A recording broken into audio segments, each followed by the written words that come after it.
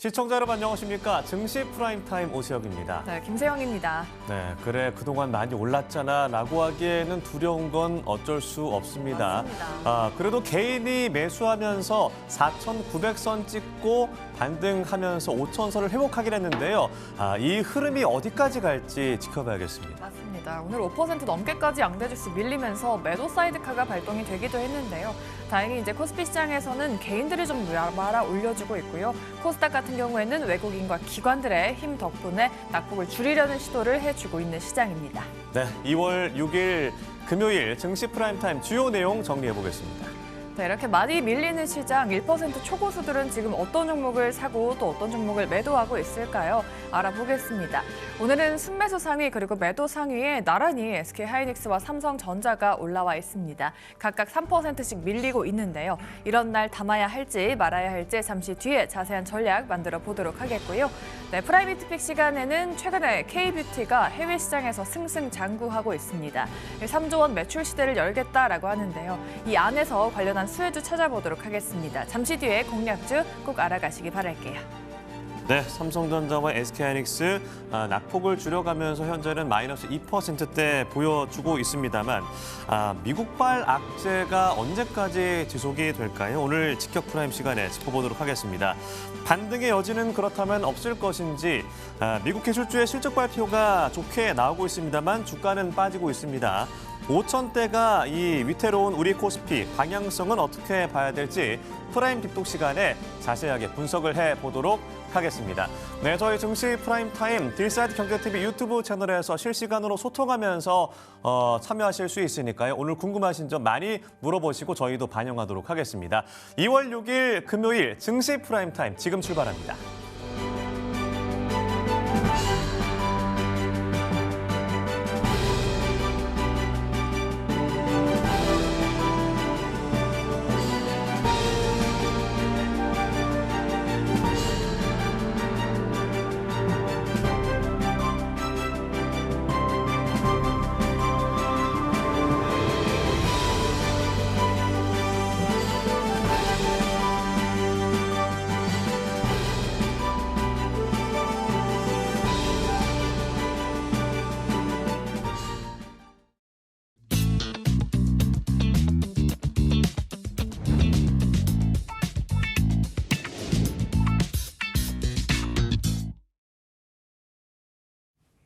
네, 시장이 팔았습니다. 이런 시장 변동성을 이겨내는 초고수들은 지금 어떤 종목을 매수하고 매도하고 있을까요? 자세한 시장 전략까지 한꺼번에 알아보겠습니다.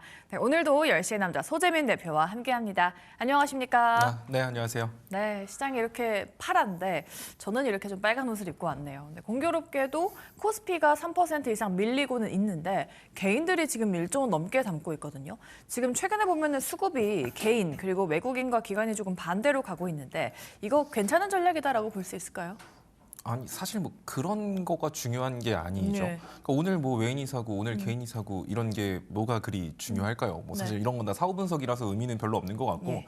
약간 여러분들이 지금 시장을 참여할 때는 기준이 좀 명확해야 돼요. 그러니까 시장 반등한다고 이제부터 반등인가? 막 따라잡고 시장 무너진다고 이제부터 끝인가? 하고 지금 당장의 현상을 보는 게 아니라 명확하게 기준점을 잡고 투자를 해야 여러분들이 흔들리지 않고 매매를 할 수 있거든요. 제가 최근에 여러분들한테 방송에서 아침마다 계속 말씀드렸던 것 같아요. 국내 증시 왜 셀까요? 왜 세죠? 라고 말을 했을 때 네. 제가 딱 그거 말씀드렸어요. 뭐 호재? 우리나라만의 뭐 산업 이슈 이런 거 있나? 그런 것도 딱히 없다라고 했죠. 그럼에도 불구하고 이렇게 강할 수 있었던 배경에는 미국 증시가 방향성을 잡지 못하고 미 증시가 너무 재미없었기 때문이다라고 말을 했습니다. 예. 미 증시가 재미없으니까 국내 증시의 매력도가 올라갔던 거거든요. 근데 제가 아침 방송 보신 분들은 아시겠지만 이제 곧 미 증시가 방향성을 잡는다 이 얘기 계속했거든요. 자, 그리고 미 증시가 방향성을 잡은 것 같아요. 자, 일단 나스닥 차트를 보면서 먼저 좀 얘기를 해야 될 것 같은데 네.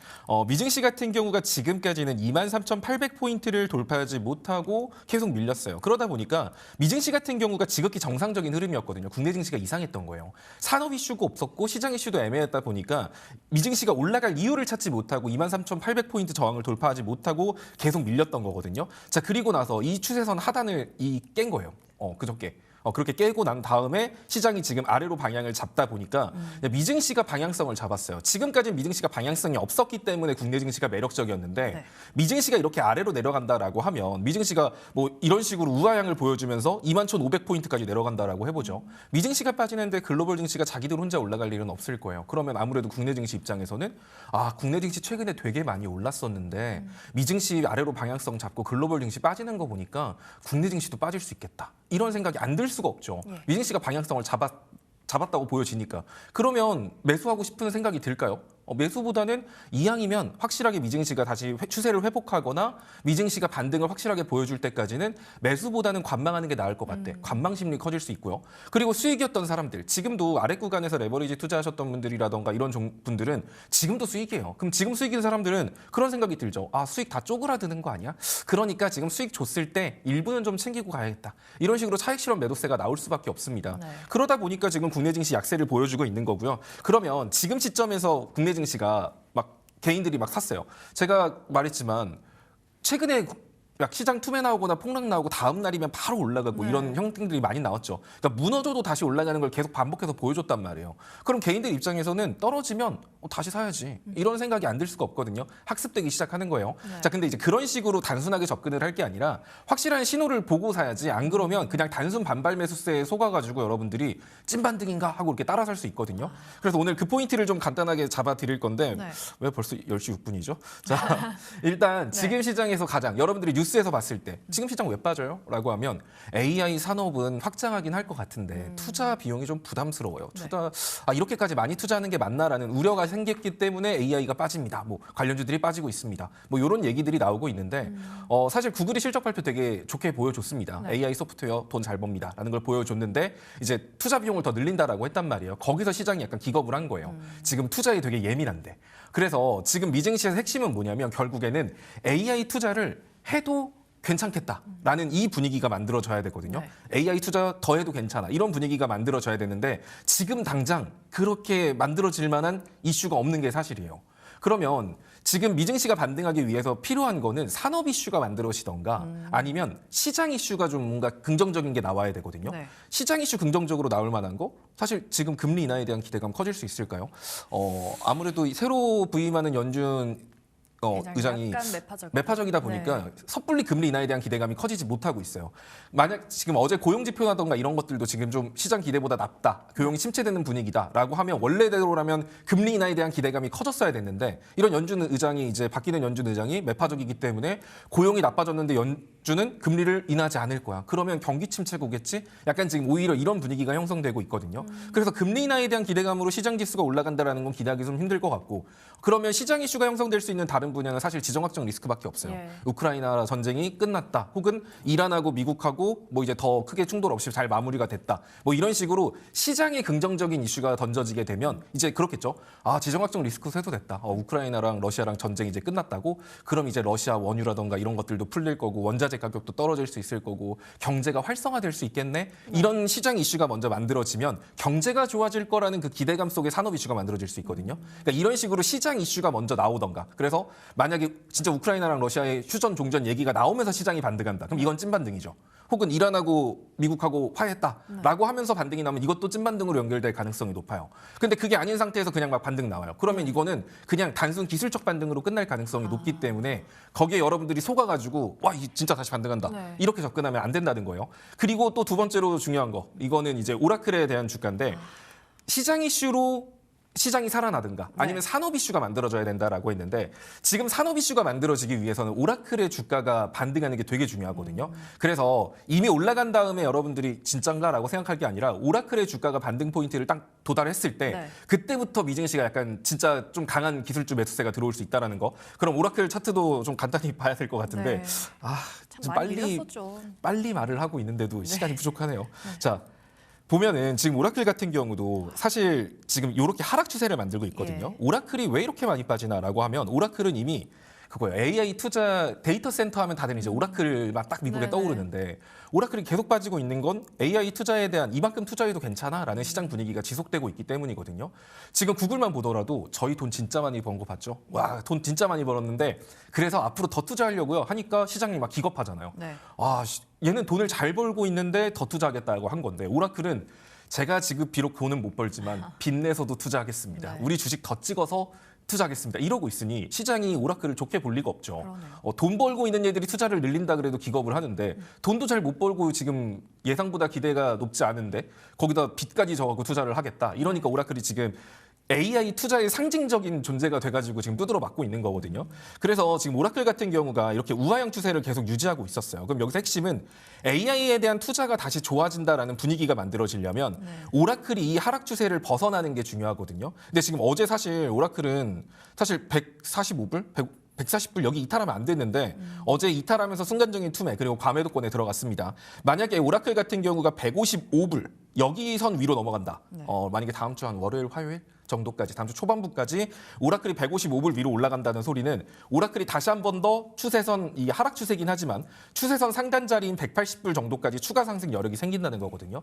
그럼 만약에 여러분들이 오라클을 투자하지 않아도 상관없어요. 뭐 그냥 오라클이 좋다라고 말하는 게 아니라 여러분들이 다 틈틈이 미증시 한 번씩 보면서 오라클의 주가를 한 번씩 검색해봐요. 그리고 오라클이 정말 155불을 넘었어. 그럼 그때부터 미국 내 기술주들의 반등세, 반발 매수세가 강하게 유입될 수 있거든요. 네. 그러면 또 AI에 대한 뭐 우려가 축소됐다 이런 분위기가 형성되면서 국내 증시도 강하게 올라갈 수 있는 거예요. 그러니까 뉴스를 보고 따라 살 생각하지 말고 그 뉴스가 만들어줄 수 있는 신호를 줄 수 있는 종목을 여러분들이 좀 항상 체크를 할 필요가 있는 겁니다. 그런 관점에서 오라클 155불 넘어가면 그때가 약간 찐반등일 수 있다라는 거. 아까 말한 이 시장에 대한 거 아니면 오라클에 대한 이 두 가지 중에 뭔가 하나를 확실하게 확인하기 전까지 시장 지수가 반등이 나와요. 그럼 이제부터 다시 가니? 이런 생각하지 말고 아 그냥 의미 없다. 이렇게 생각하시면서 좀 차분하게 시장을 대응하시는 게 좋을 것 같습니다. 네, 미국 증시 방향성을 잡을 수 있을지 좀 지켜보는 심리가 강해질 것 같은데요. 뭐 시장 이슈라든지 산업 이슈 덕분에 반등을 해야 진짜 반등이다라고 말씀해 주셨습니다. 오라클 이슈가 해소되는지 그리고 지정학적 갈등이 해소되는지 여부를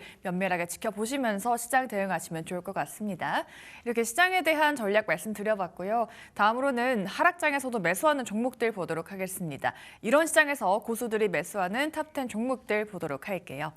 네, 실시간으로 매수하는 종목들은요. 거의 대부분이 제약바이오주가 차지하고 있습니다. 메지온 올라와 있고요. 올릭스 등등이 포착되고 있는데요. 사실 올릭스 같은 경우에는 호재가 있었습니다. 호재가 있음에도 불구하고 주가 큰 움직임 없었고요. 오늘 추가적으로 10% 넘게 밀리는 모습 보여주고 있어요.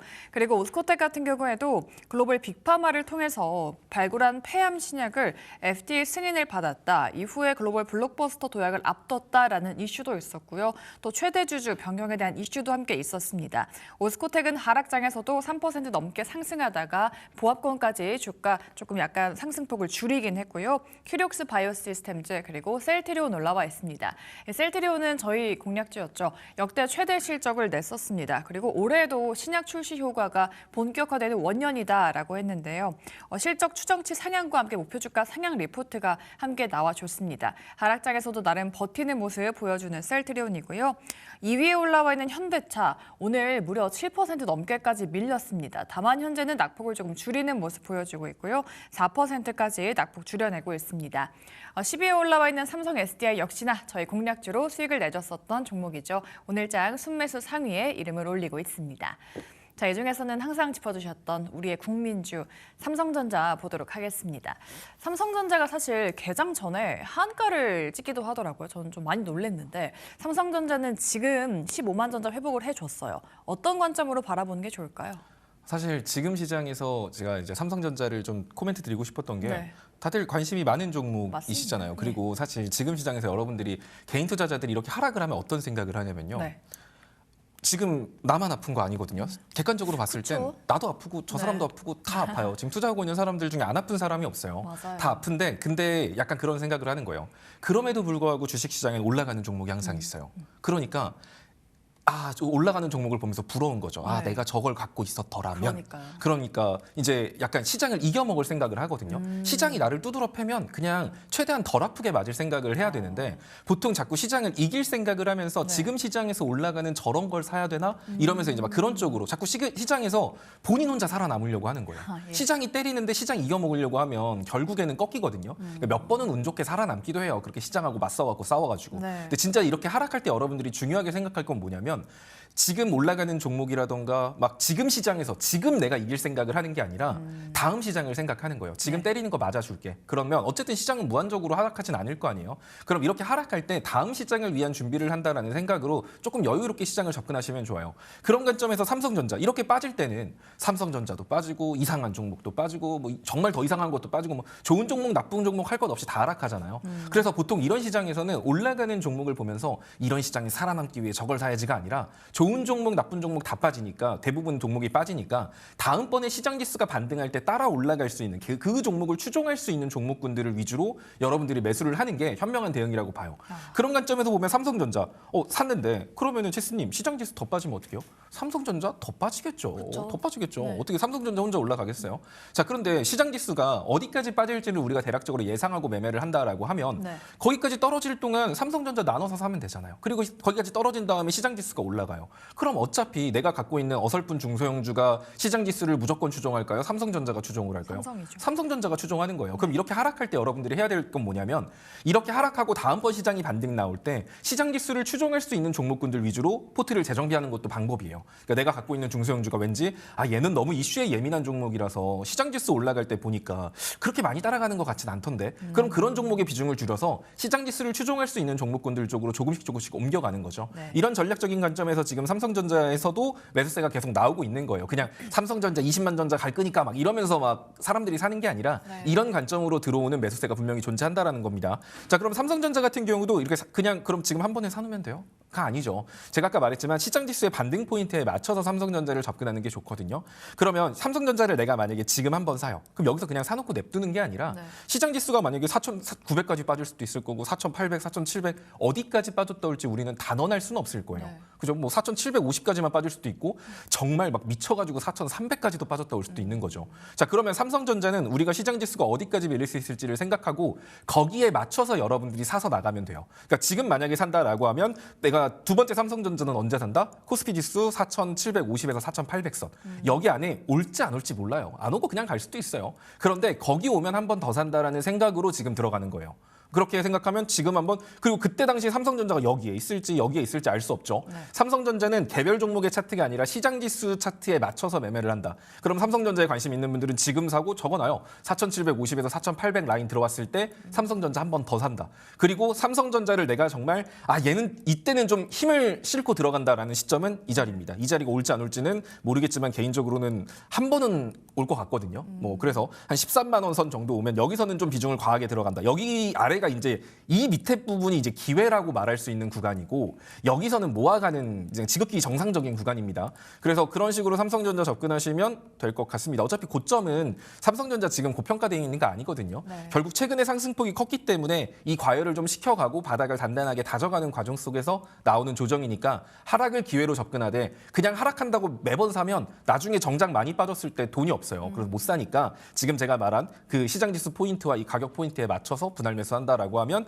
이 종목도 지금 안정적으로 나중에 수익을 볼 겁니다. 다음 시장에서. 네, 삼성전자는 뭐 시장이 밀릴 때 또 같이 밀리는 종목이죠. 지수와 좀 연동되어 있는 커플링되어 있는 종목이기 때문에 시장이 약간은 조금 더 밀릴 가능성도 있기 때문에 분할 매수로 한번 대응해 보자라는 말씀 전해드렸습니다. 전략 잘 참고해 보시고요. 네, 그럼 다음으로는 매도 종목들도 알아보도록 할게요. 지금 현재 초고수들이 팔고 있는 종목들 만나보도록 하겠습니다. 네, 매도 상위 종목들에는요.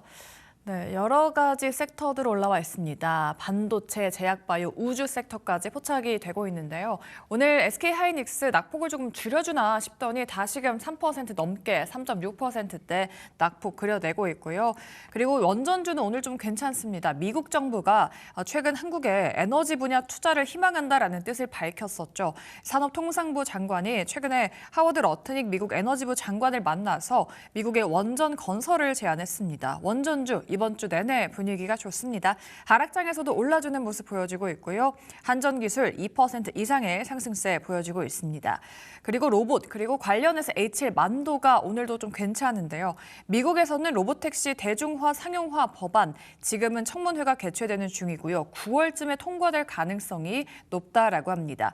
미국의 로보택시 업체들이 모두 H1 만도의 샤시 부품을 채택하고 있다라고 하죠. 이러한 기대감과 함께 최근에 주가 흐름 정말 탄력적인 모습 보여줬습니다. 5위에 올라와 있고요. 8위에 올라와 있는 ST팜, 최근에 주가 분위기 좋았었는데요. 다음 주 월요일에 실적 발표가 예정이 되어 있습니다. 면밀하게 체크해 보시고요.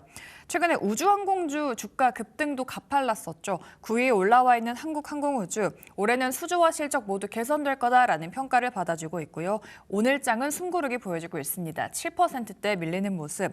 10위에 올라와 있는 삼청당 제약도 단기간에 크게 올라온 모습이죠. 오늘 장 크게 밀리지 않고 보합권에 머물러 있습니다.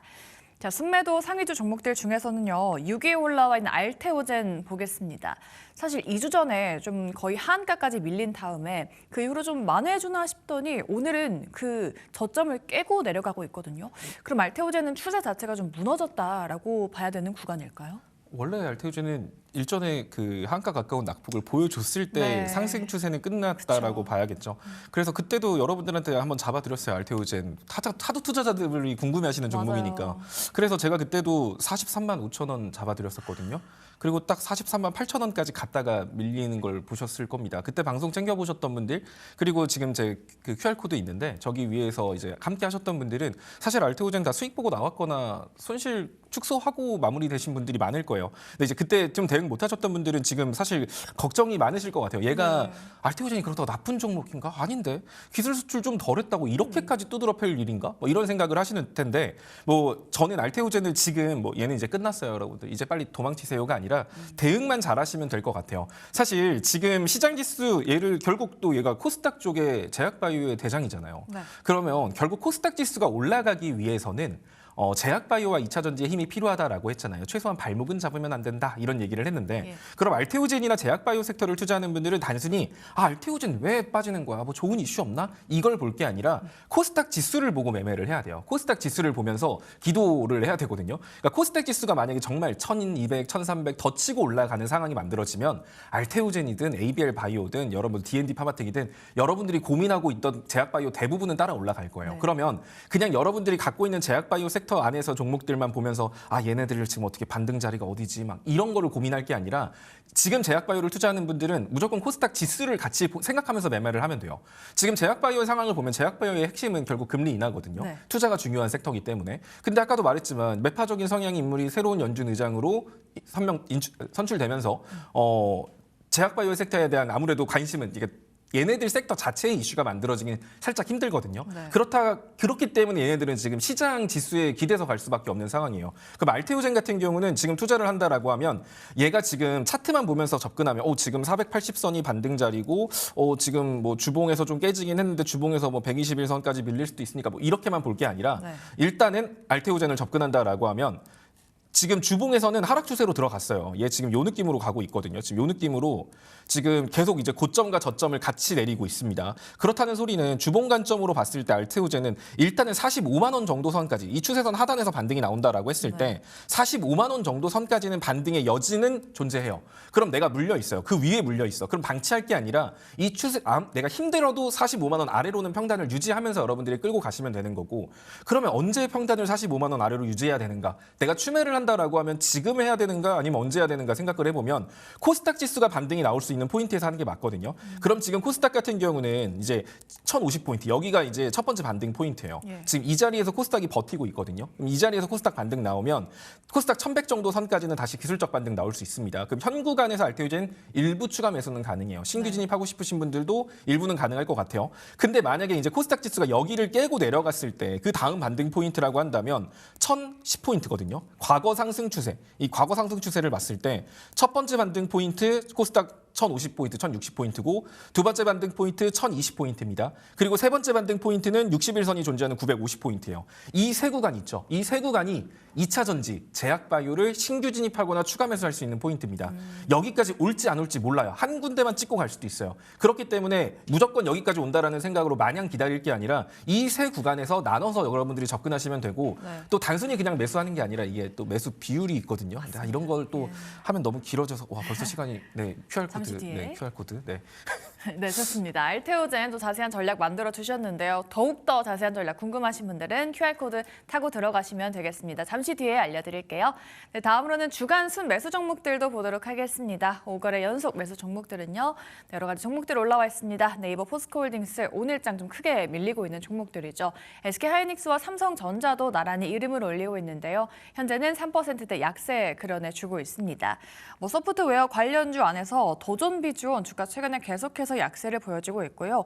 반대로 오늘장 KB금융이 6% 넘게 급등해주고 있습니다. 주가 최근에 단기간에 우상향해준 면이 없지 않아 있었죠. 단기 순이익도 좋았고 주당 배당금도 한 2배 올렸다라고 합니다. 긍정적인 이슈와 함께 6%대 강세 보여주고 있고요. 전력기기 업체들도 오늘은 좀 밀리고 있습니다. 효성중공업 7%대 하락, 그리고 지난해 연간 기준 사상 최대 실적을 냈던 네이버도 4%대 약세 그려내고 있고요. 포스코홀딩스도 일주일 내내 좀 반등해주다가 오늘은 힘을 쓰지 못하고 있습니다. 2%대 약세 그려지고 있고요. D&D 파마텍도 함께 8%대 장대 음봉 보이고 있습니다.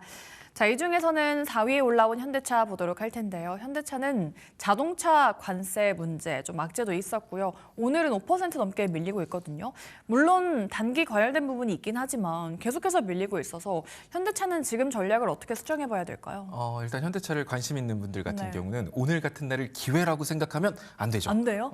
일단은 기다려야 돼요. 얘가 제가 그때 방송에서 말씀드렸던 것 같은데 얘는 47만 원을 이탈하면 안 돼요. 물론 제가 말하는 거는 네. 단기적인 트레이딩 관점이 섞여 있어요. 뭐 중장기적인 관점으로 현대차는 이제 끝장입니다, 여러분. 망했어요. 이게 아니라 결국 더 올라가겠죠. 네. 근데 있잖아요. 결국 뭐 현대차 60만 원 갈 거예요, 70만 원 갈 거예요, 80만 원 갈 거예요. 그래서 그 말 듣고 샀는데 근데 현대차가 막 25만 원까지 막 떨어졌다 오면 어떡해요? 네. 그렇게까지 떨어진다는 건 아니고 그래서 그 과정, 올라가는 과정도 굉장히 중요한 거잖아요. 그래서 여러분들이 단기적인 관점으로 접근한다라고 하면 현대차는 47만 원 지지 여부가 굉장히 중요합니다. 네. 오늘 같은 경우 순간적인 투매, 시장 빠지니까 같이 빠졌다라고 생각할 수 있어요. 그런데 월요일 날 기준으로 47만 원 위로 올라오지 못한다라고 하면 42만 원 정도 선까지도 추가 낙폭 보여줄 수 있거든요. 따라서 현대차를 투자하고 계신 분들은 오늘까지는 일단 지켜보되 월요일 날 47만 원 회복 못하면 리스크 관리 차원에서 일부는 줄여놓고 그 줄인 거를 42만 원 정도에서 다시 사면 돼요.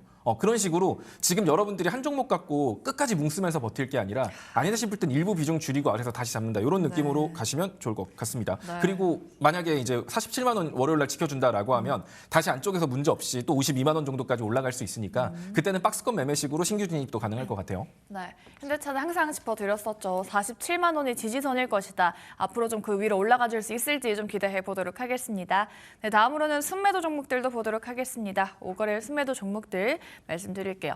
계속해서 좀 비슷한 종목들이 일주일 내내 올라와주는 흐름 보여주고 있습니다. 제약바이오주 오늘도 밀리고 있고요. 삼성전기, 한화비전은 목표가 상향 리포트가 나왔습니다. SK스퀘어는 하이닉스 밀리면서 같이 빠지고 있는 종목이고요. 오킨스전자 저희 수익 많이 냈었던 종목이죠. 이틀 동안에는 약세 면치 못하고 있고요. ABL바이오도 좀 올라와 있습니다. ABL바이오가 사실 그랩바디라는 어떤 신약에 대한 효과를 입증했다라고는 하는데 그 이슈가 나오고 나서도 주가는 좀 상승하지 못했거든요. 오늘도 좀 추가적으로 많이 밀리고 있는 상황인데 이런 이슈가 있는데도 못 가는 종목들 어떤 관점으로 봐야 될까요? 그냥 제약바이오 섹터가 못 가는 거예요. 지금 올라갈 수 있는 환경이 아니다라고 네. 했죠. 제가 똑같은 뉴스가 나와도 어떤 시장에서 막 미친 듯이 잘 가는데 어떤 데는 안 간다라고 네. 했잖아요. 그러니까 ABL 투자자 입장에서는 와 좋은 뉴스 나왔는데 왜 안 가지? 올라갈 수 있는 환경이 아니었으니까요. 그러니까 여러분들한테 항상 말하는 게 뉴스 보고 매매하지 말라는 게 네. 뉴스만 보고 매매를 하면 거기에만 세뇌돼가지고 진짜 좋은 것만 보이거든요. 현실적으로 제약바이오가 올라갈 수 있는 환경이냐 아니냐를 보는 게 중요합니다. 아까 앞부분에 여러분들한테 알테오젠 설명해 드렸어요. 그거랑 똑같은 관점으로 접근하면 돼요. 얘랑 결국 알테오젠은 그냥 둘이 하는 게 다른데요. 이게 아니라 네. 그냥 얘가 올라갈 수 있는 환경이 그런 환경에서 움직이기 때문에 지금은 제약바이오 섹터는 무조건 코스닥 지수랑 병행해서 여러분들이 투자 전략, 추가 매수 전략 잡으면 될 것 같고요. ABL바이오 같은 경우는 그래도 위에 갭자리 만들어 놓고 밀린 거예요. 그래서 사실 제가 항상 갭자리는 거진 메꾼다라고 말씀을 드렸죠. 이 시점이 언제 될지 모르겠지만 아마 코스닥 지수가 뭐 1300, 1400 가는 시점이 되겠죠. 물론 그 전까지 내가 여기까지 보면서 끝까지 끌고 가겠다 뭐 이렇게 생각하셔도 뭐 제가 말리지는 않겠습니다만 일단 ABL 바이오를 본인이 추가하고 싶다면 아까 말한 그 정도 라인 포인트에서 하시면 될 것 같고요. 그리고 단기적으로 반등할 수 있는 건 항상 급격한 낙폭의 절반 정도니까 ABL 바이오 물려 계신 분들 같은 경우는 21만 원 정도 아래로 평단 유지하시면 단기간에 나올 수 있으니까 이거 참고하시고 아까 알테오젠 얘기 참고하셔서 매매하시면 될 겁니다. 네, 좋습니다. ABL 바이오까지 전략 만들어 드렸고요. 저희 오늘은 좀 리뷰를 도와드릴 텐데요. 한미약품이 오늘 하락장에서도 3% 넘는 양봉을 보여주고 있습니다. 이 종목도 사실 제약 바이오인데 시장이 이렇게 안 좋은데도 잘 순항해주고 있거든요. 정말 감사할 따름이죠. 그러니까요. 네. 사실 한미약품 같은 경우도 제가 네. 여러분들한테 그때 방에서 말하면서 이거 한 40만 원, 42만 원 정도까지도 밀렸다 올 수 있다라고 말을 하고 실제로 거기까지 딱 밀렸다가 네. 반등했거든요. 그러니까 제가 올라가는 종목 여러분들한테 말하는 게 아니죠. 실제로 밀렸을 때 여기서 여러분들한테 잡아드렸던 종목이기도 해요. 지금 한미약품 같은 경우는 제가 한미약품 괜찮아요라고 말했던 게 제약바이오 안에서 여러분들이 종목을 고른다라고 하면 무조건 실적이 뒷받침되는 거 골라야 된다. 네. 그래서 여러분들한테 모르겠으면 셀트리온 사시고 한미약품 말했던 거거든요. 한미약품 같은 경우는 실적이 뒷받침되는 제약바이오이기 때문에 여기서 시장지수가 반등한다라고 했을 때 제약바이오 섹터 움직일 때 한미약품 더 올라갈 수 있겠죠. 실적이 네. 뒷받침될 수 있으니까. 그렇다고 뭐 지금 올라가고 있으니까 얘 진짜 좋으니까 지금 따라잡는다라는 느낌보다는 만약에 한미약품 같은 경우가 다시 한 번 더 51만 원 정도 추세선 하단 라인 오면 그때 한번 재강력해보는 것도 괜찮을 것 같습니다. 네, 좋습니다. 수익 많이 준 한미약품까지 저희가 리뷰를 도와드려봤고요. 오늘 시장 그래도 좀 걱정 많이 되시는 분들이 계실 것 같아요. 어디로 가면 될까요? 이제 아래 보시는 QR코드 오시면 예. 오늘 시장 어떤 식으로 앞으로 시장이 흘러갈 수 있고 각 시장에서 어떤 식으로 대응을 해야 되고 그리고 지금 시장에서 여러분들이 종목을 모아간다라고 하면 어떤 종목을 모아가면 좋을지 어떤 전략적으로 접근하면 좋을지 이런 것들 남겨드릴 테니까 네. 오늘 오후장 글이 궁금하신 분들은 아래 오시면 될 것 같습니다. 네, 시장 전략과 함께 공략주까지 알려드린다고 합니다. 많이 알아가시면 좋을 것 같아요. QR코드 타고 들어가시면 되겠습니다. 네, 오늘도 투자상위 1%는 지금 JNC 투자자문 소대민 대표와 함께했습니다. 말씀 고맙습니다. 네, 감사합니다.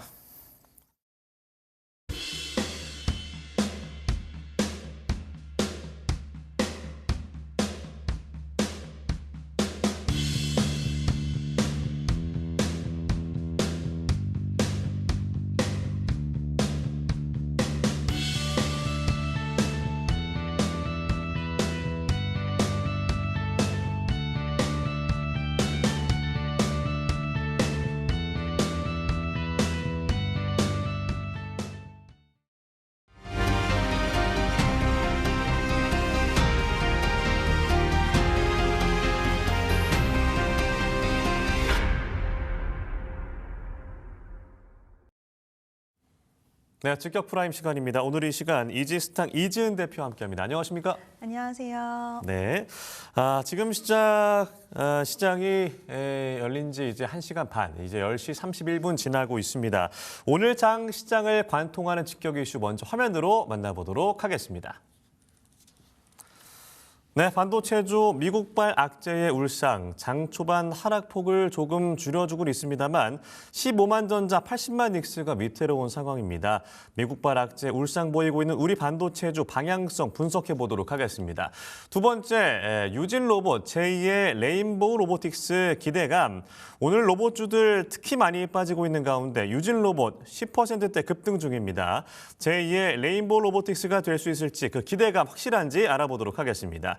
오늘 워낙 시장이 불안하다 보니 이마트 장 초반 15%대 상승폭은 1%대 이하로 줄었습니다만 새벽 배송 허용 등 대형마트 규제 완화에 훈풍이 불게 될지 짚어보도록 하겠습니다.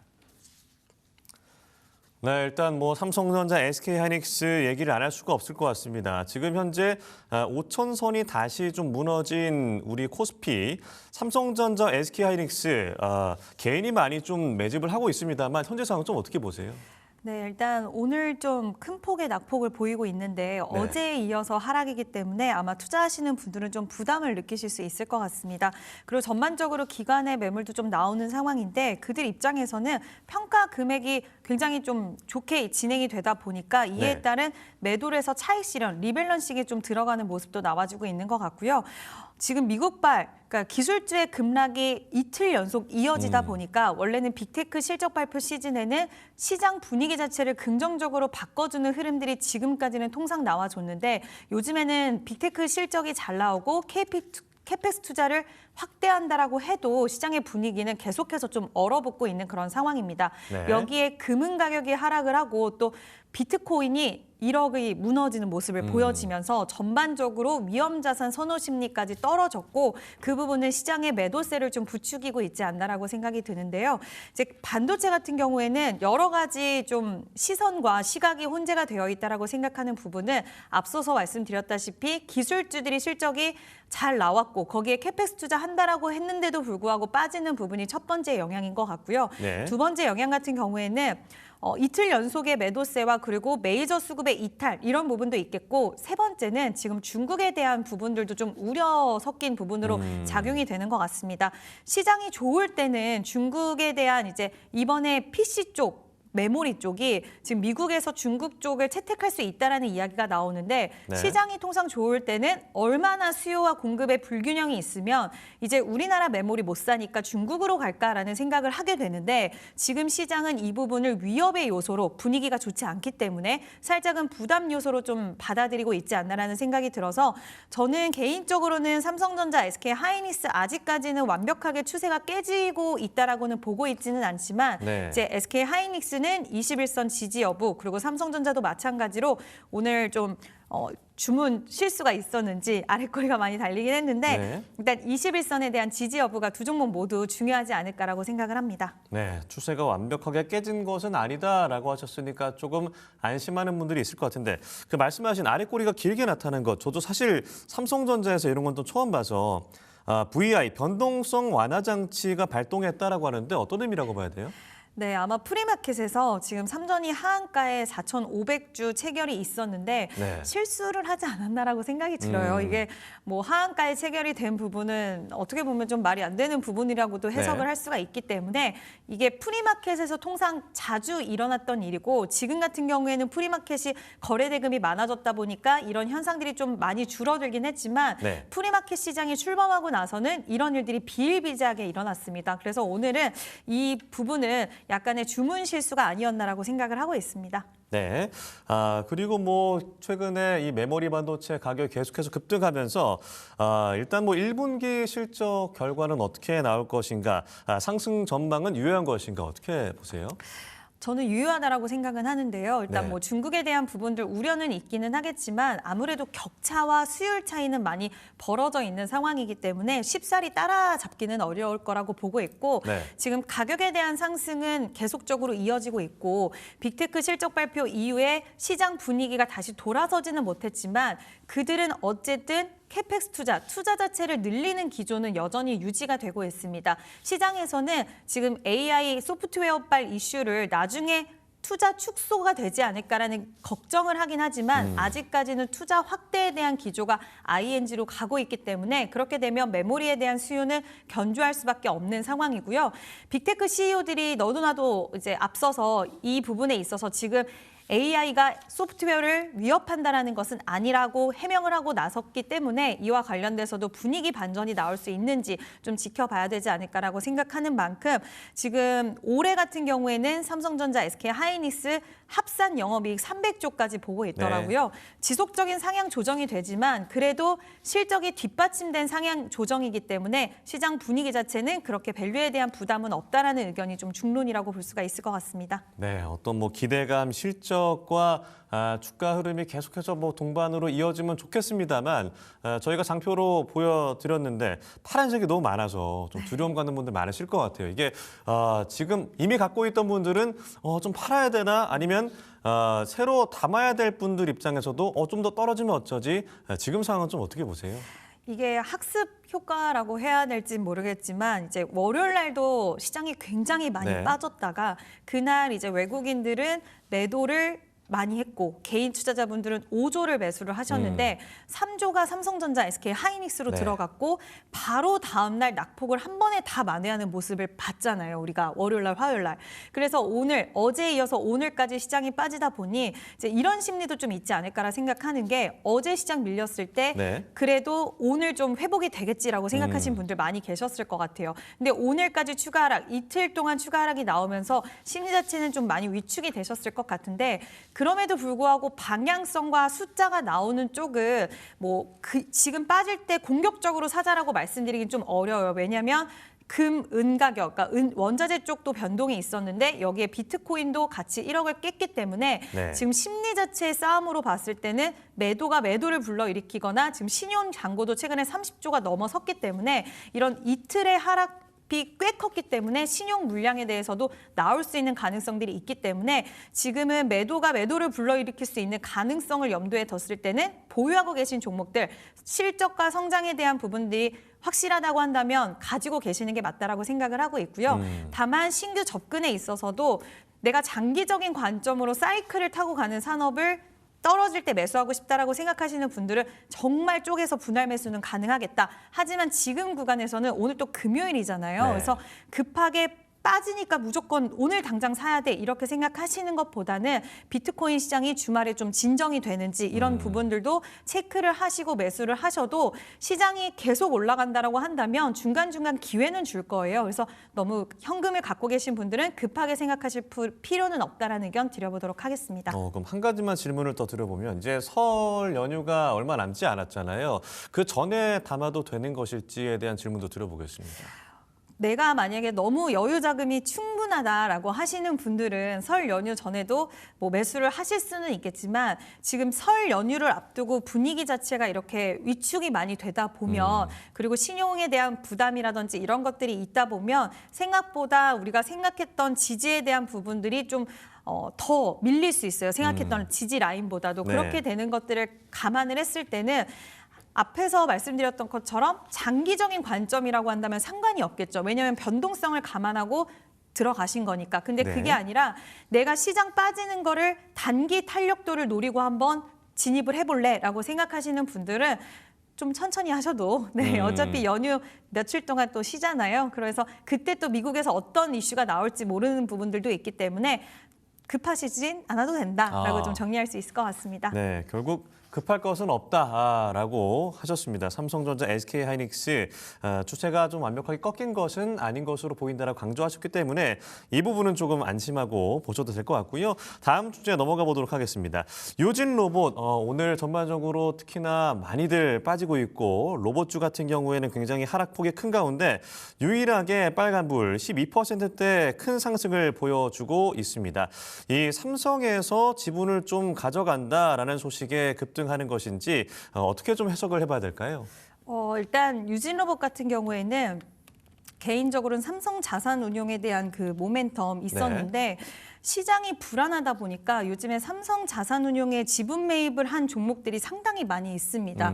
뭐 HP, SP 오늘도 시세를 이어가는데 HP, SP, 제주반도체 그리고 최근에는 이제 고영 큐렉소 이런 종목들이 좀 비슷한 이슈가 나왔었거든요. 근데 그 이슈가 나오고 나서도 고영 빼고는 그렇게 크게 움직임을 받아가지는 못하는 모습이었는데 그 전으로 돌아가서 뉴로메카, 뉴로핏 이런 종목들이 삼성 자산운용에서 지분을 매입했다는 소식이 들리면서 굉장히 급등세가 나왔기 때문에 하나의 이런 종목군들이 많아지면서 테마주적으로 좀 움직이는 양상도 저는 있다라고 좀 보고 있어요. 그래서 유진 로봇이 제2의 레인보우 로보틱스가 될 수 있다라는 기대 심리는 조금은 좀 너무 크게 보는 걸 수도 있다. 왜냐하면 아직까지는 실적에 대해서 재무 구조가 개선이 되고 있다라고는 하지만 적자폭이 지속되고 있고 레인보우 로보틱스는 기술에 대한 부분도 있겠지만 정말 삼성전자가 지분을 갖고 있다라는 부분이 큰 메리트이기 때문에 그거와는 좀 차이는 있다. 삼성 자산운용이 이렇게 들어온 거는 일각에서는 지금 ETF 자금이라는 이야기도 있어요.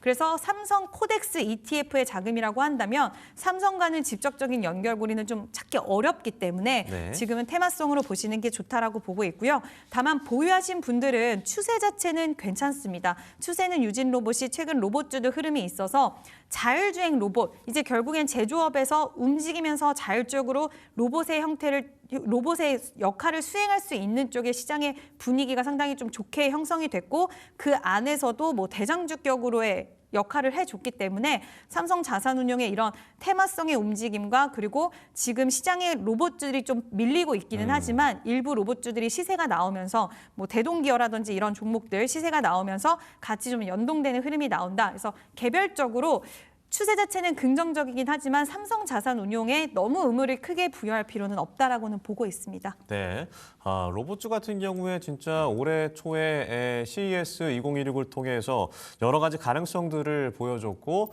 우리 장을 잘 이끌어줬던 이 업종이었는데 사실 최근에 좀 많이 빠지면서 특히나 오늘도 로봇주들 많이 빠져서 이 기대감이 이제 꺾인 것인가? 이거 실적 발표까지는 좀 텀이 있다고 하잖아요. 설 전 혹은 뭐 중장기적으로 어떻게 봐야 될까요? 중장기적으로는 괜찮다라고 저는 중장기는 생각은 괜찮다. 해요. 왜냐하면 이제 앞으로 뭐 현대도 그렇고 이제 이번에 어떻게 보면 배터리 일정이 있는 게 3월 초에 지금 배터리 관련돼서 인터배터리 행사가 있는데 네. 여기서도 전고체 배터리 관련된 이야기가 좀 많이 나올 것 같습니다. 물론 그거는 2차 전지 쪽으로 더 연결고리를 갖고 생각할 수 있는 부분이기는 하지만 지금 시장에서도 뭐 2030년까지 로봇이 굉장히 많이 생산이 될 것인데 네. 이와 관련돼서 이제 휴머노이드 로봇을 뭐라고 해야 될까요? 기술적으로 더 확실하게 만들어줄 수 있는 게 배터리의 분야인데 네. 여기서도 배터리 관련돼서 또 긍정적인 이야기가 나오면 휴머노이드 로봇의 이제 적용에 대한 확산 속도라든지 이런 것들도 더 같이 연동돼서 커질 수 있다라고 보고 있어서 그와 관련된 일정이라든지 그리고 트럼프가 지난번에 요즘에는 뭐 여러 가지 지정학적 리스크들이 많이 터지면서 그쪽으로 이야기 나오고 있진 않지만 AI 산업 다음으로 육성하고자 하는 게 리슈어링 정책, 제조업을 다시 부흥하기 위해서 로봇 산업에 대한 육성 이야기, 행정명령에 서명한다라는 재료가 아직은 소멸이 되지 않았기 때문에 미국발에서 계속해서 로봇에 대한 이야기라던가 그리고 전 세계적으로 지금 옵티머스를 비롯해서 휴머노이드 양산의 속도가 빨라질 것인데 그와 관련돼서는 미국과 중국의 대립 관계가 나오면 나올수록 우리나라가 공급망적인 역할에 대한 부분들이 대두될 가능성은 있다라는 생각이 들어서 지금 조정 시에 매수를 하자라고 말씀을 드리는 건 아니고요. 오히려 그동안 너무나 단기적으로 가파른 시세가 나왔기 때문에 어느 정도 하락을 하고 나서 하방 지지가 생기고 다시 한번 재료가 나왔을 때 그때 매수를 하셔도 신규 접근에 있어서는 가능하다라는 의견 드려보도록 하겠습니다. 네, 그러면은 뭐 현재까지의 어떤 탑픽 종목이라고 한다면 뭐 현대그룹주들 오늘 많이 빠지고 있고 두산 로보틱스도 6%대, 레인보 로보틱스 마이너스 9%대 계속해서 좀 빠지는 흐름인데 현재 탑픽은 좀 어떤 종목 꼽으시겠어요? 대기업 라인 그래도 봐야 되지 않을까라고 생각이 들어서 레인보우 로보틱스를 가장 좀 긍정적으로는 보고 있어요. 오늘 많이 빠졌지만. 네, 왜냐하면 이번 삼성전자 실적 발표 때 컨콜 때도 이제 로봇 산업에 대해서 좀 콕 집어서 이야기를 했는데 결국 삼성전자도 가야 되는 방향이 그쪽은 어쩔 수 없다라고 생각이 들어서 네. 우리나라 안에서도 지금 휴머노이드 쪽으로는 뭐 기술에 대한 부분들 아쉽다라는 평가도 있지만 그래도 가장 빠른 속도를 보여주고 있고 또 뒤에 삼성전자를 통해서 만약에 로봇이 어느 정도 구축만 된다 하더라도 삼성전자 라인에 들어갈 수 있는 굉장히 많은 있잖아요. 삼성전자랑 협업을 하게 되면. 그래서 네. 이런 매출적인 부분이라든지 이런 것들도 앞으로 긍정적으로 볼 수 있기 때문에 지금 구간에서는 대기업과의 협업구도 갖고 있는 기업 보시는 게 좋다. 레인보우 로보틱스 오늘 많이 밀리긴 하지만 네. 그래도 긍정적으로 보시면 좋지 않을까라고 생각을 합니다. 네, 삼성의 어떤 지분 투자, 레인보우 로보틱스가 그래도 믿고 갈 만하다. 오늘은 많이 빠집니다만 조금 더 지켜보시면서 매수 타이밍을 잡으시면 되겠습니다. 저희 마지막 주제 넘어가 보도록 하겠습니다. 이마트, 대형마트 규제 완화 훈풍이라는 내용인데요. 어제 당정청이 협의회를 열고 그동안 제한했던 대형마트의 새벽 배송을 허용하는 내용의 이 유통산업발전법을 개정하는 문제에 협의했다라는 소식이 있었습니다. 오늘 이마트 장 초반에는 15%대 상승폭을 보여줬다가 현재는 지금 좀 확인을 해봐야겠습니다만 상승폭이 좀 많이 줄었습니다. 현재 상황 어떻게 보십니까? 네, 윗꼬리가 엄청나게 좀 달리면서 지금 음봉 전환이 됐는데 한 가지 우려되는 부분은 이제 거래량이 상당히 많이 실린 하락이 나왔기 때문에 네. 이게 지금은 신규로 그럼 빠질 때 접근할까라고 생각하실 구간은 아니지 않나라고 생각을 하고 있고요. 규제 완화라는 그 굉장히 좋은 재료가 나온 것도 있기는 하지만 어떻게 보면 중국 소비 관련돼서도 마트 쪽, 쇼핑 쪽은 좀 연결해서 생각할 수가 있는 게 네. 요즘 외국인들이 한국을 방문을 했을 때 생각보다 장기 체류를 하는 경우들이 많고요. 장기 체류를 했을 때 어디를 가느냐. 이제 우리가 예전에 해외를 나가면 그 해외에 나가서 백화점을 가고 네. 그다음에 그 쇼핑센터도 가지만 롯데마트 이런 데 가잖아요. 외국 나가서. 그런 것처럼 요즘에 우리나라 마트, 대형마트를 많이 찾는다고 하더라고요. 왜냐하면 소스에 대한 인기 그리고 라면의 인기 이런 것들이 많아지다 보니까 한 번에 구입할 수 있는 데를 많이 찾는데 그게 백화점과 그리고 마트, 대형마트, 다이소, 올리브영이다라는 이런 코스가 있다라고 하는데 네. 그에 따라서 실적에 대한 기대감도 상당히 좀 있는 상황이긴 합니다. 그래서 3분기부터 시작을 한 이 실적에 대한 상승세가 4분기까지도 좀 이어질 수 있다라는 부분 염두에 두시면 좋을 것 같고요. 다만 이 새벽 배송 관련돼서 규제 완화 소식이 지금 추세 자체를 계속해서 우상향 기조로 끌어가기에는 좀 아쉬웠던 부분과 시장의 분위기가 별로 좋지 않다 보니까 일단은 네. 차익 실현을 하는 물량들이 좀 많이 있었던 것 같습니다. 근데 통상 이렇게 좀 진행이 되면 아직 공개되지 않은 실적이 또 좀 안 좋게 나오는 경우들도 있더라고요. 미리 선제적으로 움직여서. 그래서 지금은 좀 접근해야 하기는 약간은 부담스러운 구간이다. 아까 앞서서 말씀드렸다시피 거래량 섞인 윗꼬리 하락은 추세 자체가 상방으로 다시 끌어가기엔 좀 어려울 수 있는 패턴적인 모습이기 때문에 일단 이마트와 그리고 앞으로 환경에 대한 규제 완화는 상당히 긍정적이긴 하지만 지켜볼 필요는 있다. 그리고 오히려 숫자를 한번 지켜보고 진입하는 것도 늦지는 않다라고 생각을 합니다. 네, 낙폭이 큰 게 좀 아쉬운데 만약에 오늘 장 시장이 좋았다면 계속해서 좋은 흐름을 보이지 않았을까라는 생각이 들기도 하고요. 그럼 이마트 이외에 좀 주목할 만한 어떤 뭐 유통주가 될 수도 있겠고 어떤 점을 좀 주목하세요? 현대백화점을 좀 보고 있는데요. 네. 일단 백화점 매출이 눈에 띄게 좀 개선이 되는 부분이고 이게 3분기부터 눈에 띄게 좀 개선이 됐던 네. 것 같아요. 그래서 현대백화점은 또 주주 환원에 대한 부분들도 같이 가지고 있어서 오늘도 하락폭이 나오고 있긴 하지만 그렇게 부담스럽진 않은 하락이 나오고 주고 있고 추세 자체도 우상향을 좀 지켜주는 모습이기 때문에 이렇게 시장이 바짝 긴장을 하게 되면 결국에 찾는 쪽은 엄청난 성장을 이루는 성장 스토리를 갖고 있는데 보다는 안정적인 스토리로 실적을 조금씩 계속해서 우상향을 할 수 있고 여기에 주주 환원까지 있는 쪽의 종목군들을 좀 더 방어적인 성격으로 좀 선호하는 것 같습니다. 그래서 그 안에서 현대백화점 좀 긍정적으로 보고 있고요. 네. 비슷한 양상이 나오는 쪽을 본다고 한다면 지금 오늘 롯데쇼핑 같은 경우에도 잘 이 우상향의 기조를 무너뜨리지 않고 잘 지켜주고 있어요. 역시나 마찬가지로 롯데마트에 대한 모멘텀을 가지고 있다라는 거 이런 것들을 미뤄봤을 때는 긍정적으로 좀 볼 수 있는 요소가 아닐까라고 보고 있고요. 신세계도 역시나 마찬가지로 지금 그 남대문에 있는 신세계가 외국 분들이 정말 많이 찾는데요. 그리고 강남 고속터미널 신세계도 외국 분들이 엄청나게 많이 결제를 하신다라고 합니다. 그래서 실적에 대한 기대감 갖고 갈 수 있는 만큼 우상향 기조인데 이런 종목군들은 호불호는 좀 갈릴 것 같아요. 그러니까 보통 성장에 베팅하시는 분들은 좀 더 다이나믹한 상승을 좋아하시고 네. 이런 종목군들은 계단식으로 꾸준히 상승하는 좀 그런 특성을 갖고 있기 때문에 이거는 투자의 성향에 맞춰서 우리가 도전해 볼 수 있는 구간이 아닐까라고 생각을 하고 있습니다. 네. 그렇다면 이제 유통업종에서는 어떤 종목이 좀 괜찮다고 보세요? 이마트는 좀 아쉽게 돼서 네.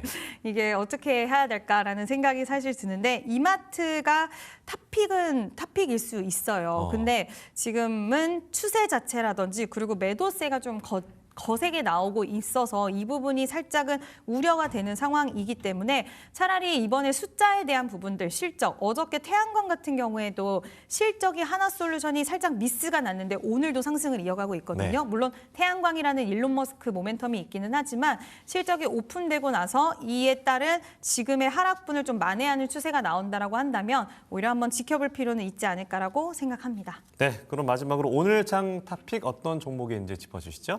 네, 오늘장 탑pit은 바로 ISC인데요. 네. ISC는 지금 상승세를 좀 이어가고 있는 모습인데 테스트 소켓 쪽으로 리노공업과 좀 고민을 하다가 결국에는 ISC를 이제 선택을 한 이유는 테스트에 대한 부분은 공정이 미세화되면 될수록 더욱더 중요도가 올라갈 수밖에 없는 그런 상황 속에서 시장에서는 오늘 소부장 기업들 일부 종목들이 좀 올라갑니다. 네. 제가 앞서서 말씀드렸던 부분들, 그러니까 오히려 뭐 중국과의 이런 관계 속에서 중국향 매출이 잡히는 기업들이라던가 아니면 지금 시장에서 보는 부분은 삼성전자 HBM4 쪽으로 증설 이야기가 단독 보도지만 나왔기 때문에 네. 그와 관련돼서 또 소부장 기업들은 좀 움직이는 양상들도 나타나는데요. 일단 지금 메모리 시장에서 소켓 쪽으로 시장 점유율 80% 정도를 가지고 있는 기업이기도 하고 업계에서 최초로 러버 소켓을 상용화하고 나서는 기업들이 이 러버 소켓 쪽을 굉장히 채택하는 흐름들이 커졌다라는 겁니다. 그만큼 기술적인 부분들이 좀 검증이 되었고 이 회사가 갖고 있는 기술력이 진입 장벽이 높다 보니까 경쟁 관계에 있어서도 그렇게 부담스럽지는 않다라는 것도 하나의 포인트가 될 수 있을 것 같고요. 네. 삼성전자, SK하이닉스 그리고 마이크론까지 고객사로 보유를 하고 있으면서 결국 이렇게 탄탄한 고객사를 오랫동안 보유하고 있을 수 있다라는 건 경쟁에 대한 기술력이 또 좋다라는 것과 의미를 하기 때문에 이번에도 실적이 잘 나왔습니다. 어닝 서프라이즈를 달성을 했는데 올해는 아마 더 괄목할 만한 성과가 나와주지 않을까라는 생각이 들어서 실적에 대한 모멘텀을 갖고 성장할 수 있는 기업 ISC를 말씀드리도록 하겠습니다. 네, 오늘 5%대 상승을 보이고 있고 지금 현재 15만 6천대 보여주고 있는데 목표가와 손절가는 어떻게 제시할까요?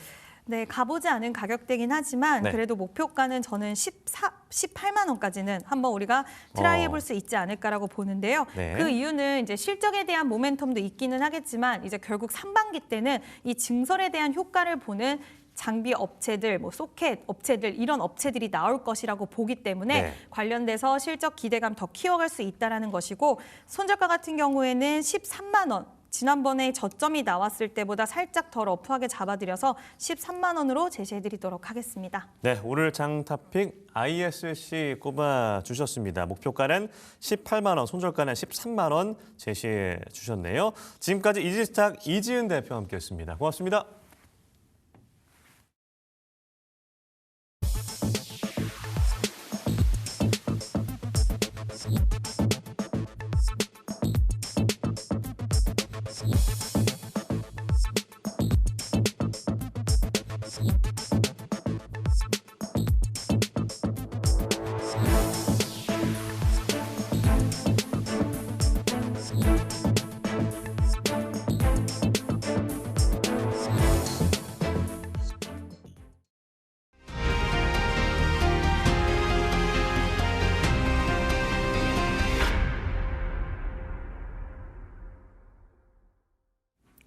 네, 프라임 히트픽 시간입니다. 시장이 밀리는데도 코스피 시장에서 개인들은 거의 2조 원 가까운 순매수 그리고 있는데요.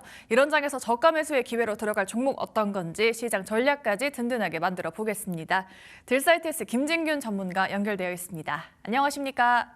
안녕하세요. 네, 전문가님의 시장 전망이 하루하루 좀 들어맞고 있습니다. 일단 나스닥 많이 밀렸고요. 오늘 우리 장도 5%까지 낙폭을 키워내기도 했는데요. 그러면 이런 장에서는 지금은 저가 매수에 들어가야 한다라고 차트를 좀 봐야 될까요? 네, 여러분들 제가 어제 나스닥도 빠질 것 같으니까 국장 주식 비중 줄이시라고 어제 분명히 말씀을 드렸습니다. 다들 기억하시죠? 네, 역시나 그리고 추가 하락 나왔고요. 국장 또한 오늘 급락을 했습니다. 네. 장 초반에는요, 코스피와 코스닥 합쳐서 상승 종목이 100여 개밖에 안 됐어요. 그 정도로 상황이 심각했었는데 지금은 이제 살짝 반등이 좀 나오고 있는 것 같습니다. 그리고 나스닥 마감 후에는 아마존 실적 발표도 있었죠. 근데 거기에다 또 실망감으로 나스닥 선물은 최대 1.5%까지 급락이 나왔어요. 지금은 또 반등이 나오고 있습니다만은, 네. 어떻습니까, 여러분들? 제 말을 들으면요, 정말 자다가도 떡이 나와요. 지난 1월 달부터 제가 매일 추천드렸던 히트픽의 경우에도 지금까지 딱 2개 손절 나오고 다 올라갔거든요. 나머지 대부분 10%에서 30% 이상 다 대부분 다 급등이 나왔단 말이에요. 게다가 지금 보시다시피 시황 적중률도 진짜 높죠. 제가 여러분들께 지수 오를 겁니다. 매수하세요 하면 정말 올라가고 위험하니까 줄이세요 하면은 나스닥 빠지고, 그죠?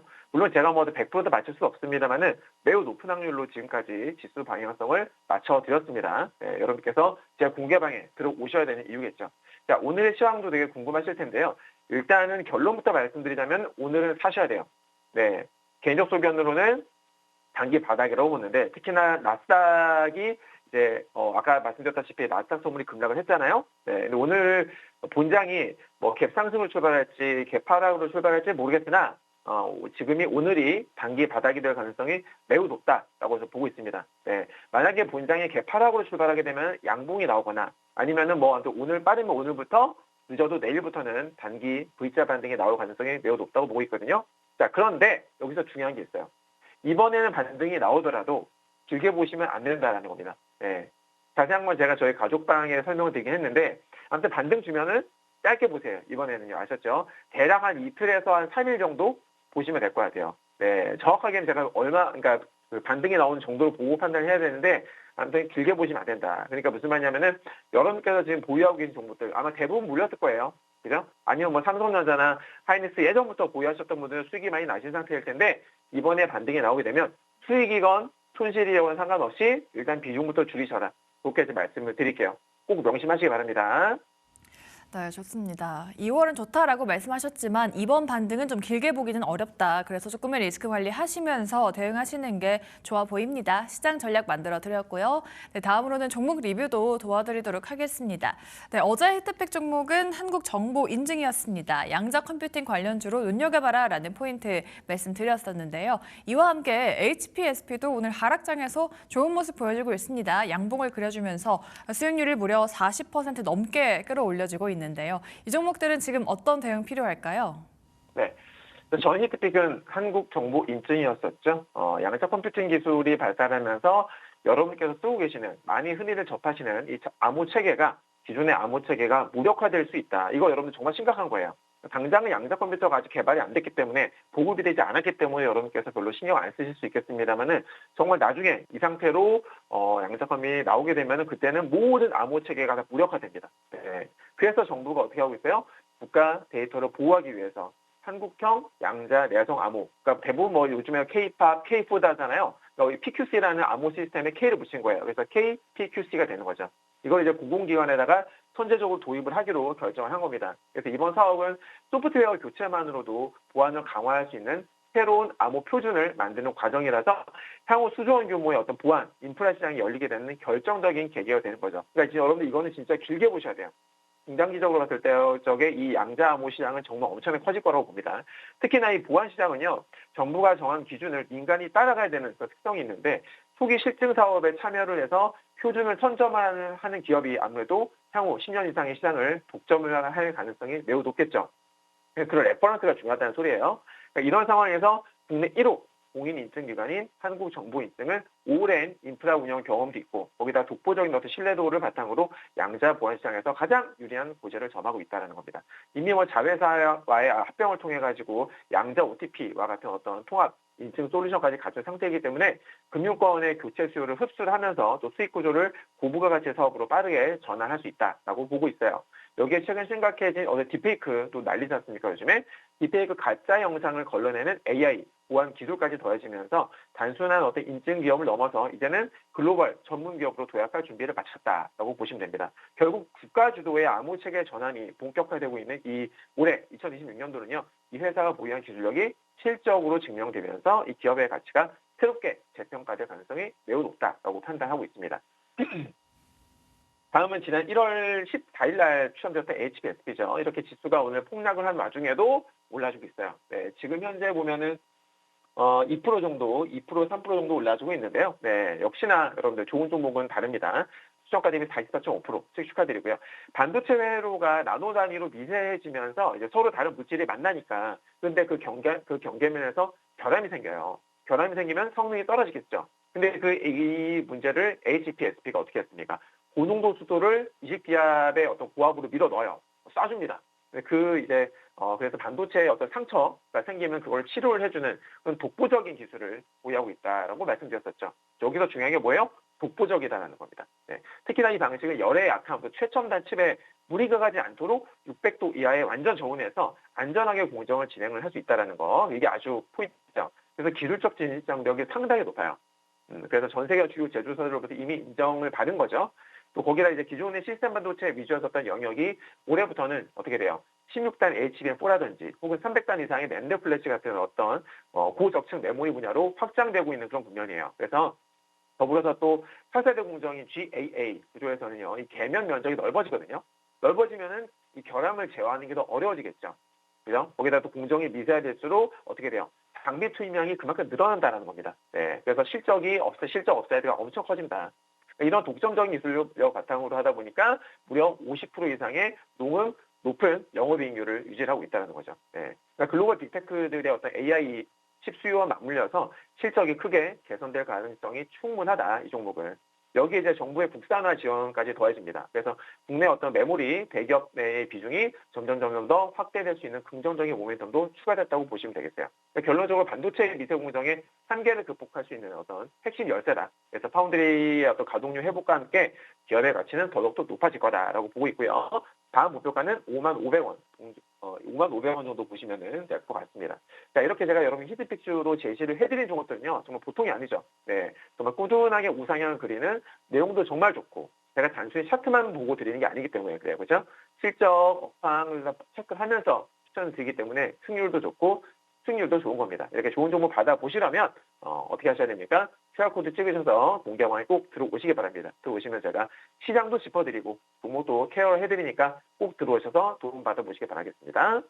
네, 어제 히트픽 종목이었던 한국정보인증 그리고 지금 44% 넘는 수익을 내주고 있는 HPSP까지 리뷰 도와드려봤습니다. 3차 목표가를 올려주셨고요. 55,500원 참고해보시기 바라겠습니다. 앞으로 반도체 AI, HBM에 대한 모멘텀까지 함께 기대해 보겠습니다. 네, 다음으로는 저희 관심주 두 가지 알려드리도록 할 텐데요. 오늘은 스피어를 가져와 주셨습니다. 일단 스페이스X 모멘텀이 묻어있는 기업인데 오늘장 이런 하락장에서도 무려 25%까지 올라주는 모습을 보여주기도 했습니다. 이 종목은 지금 모멘텀이 탄탄하니까 하락장에서도 좀 살아남는 것 같은데요. 어떤 매력 포인트가 있을까요? 모멘텀 진짜 좋죠. 네. 그러니까 지금도 오늘도 단기 신고가를 한 번 더 경신을 했어요. 지수가 폭락하는 와중에 급등이 나왔기 때문에 더더욱 의미가 있다고 볼 수가 있겠는데, 지난 1월 31일 날 공시됐었던 그 일론 머스크의 스페이스 X와 체결했었던 무려 10년치 장기 공급 계약의 주된 모멘텀이라고 보시면 되죠.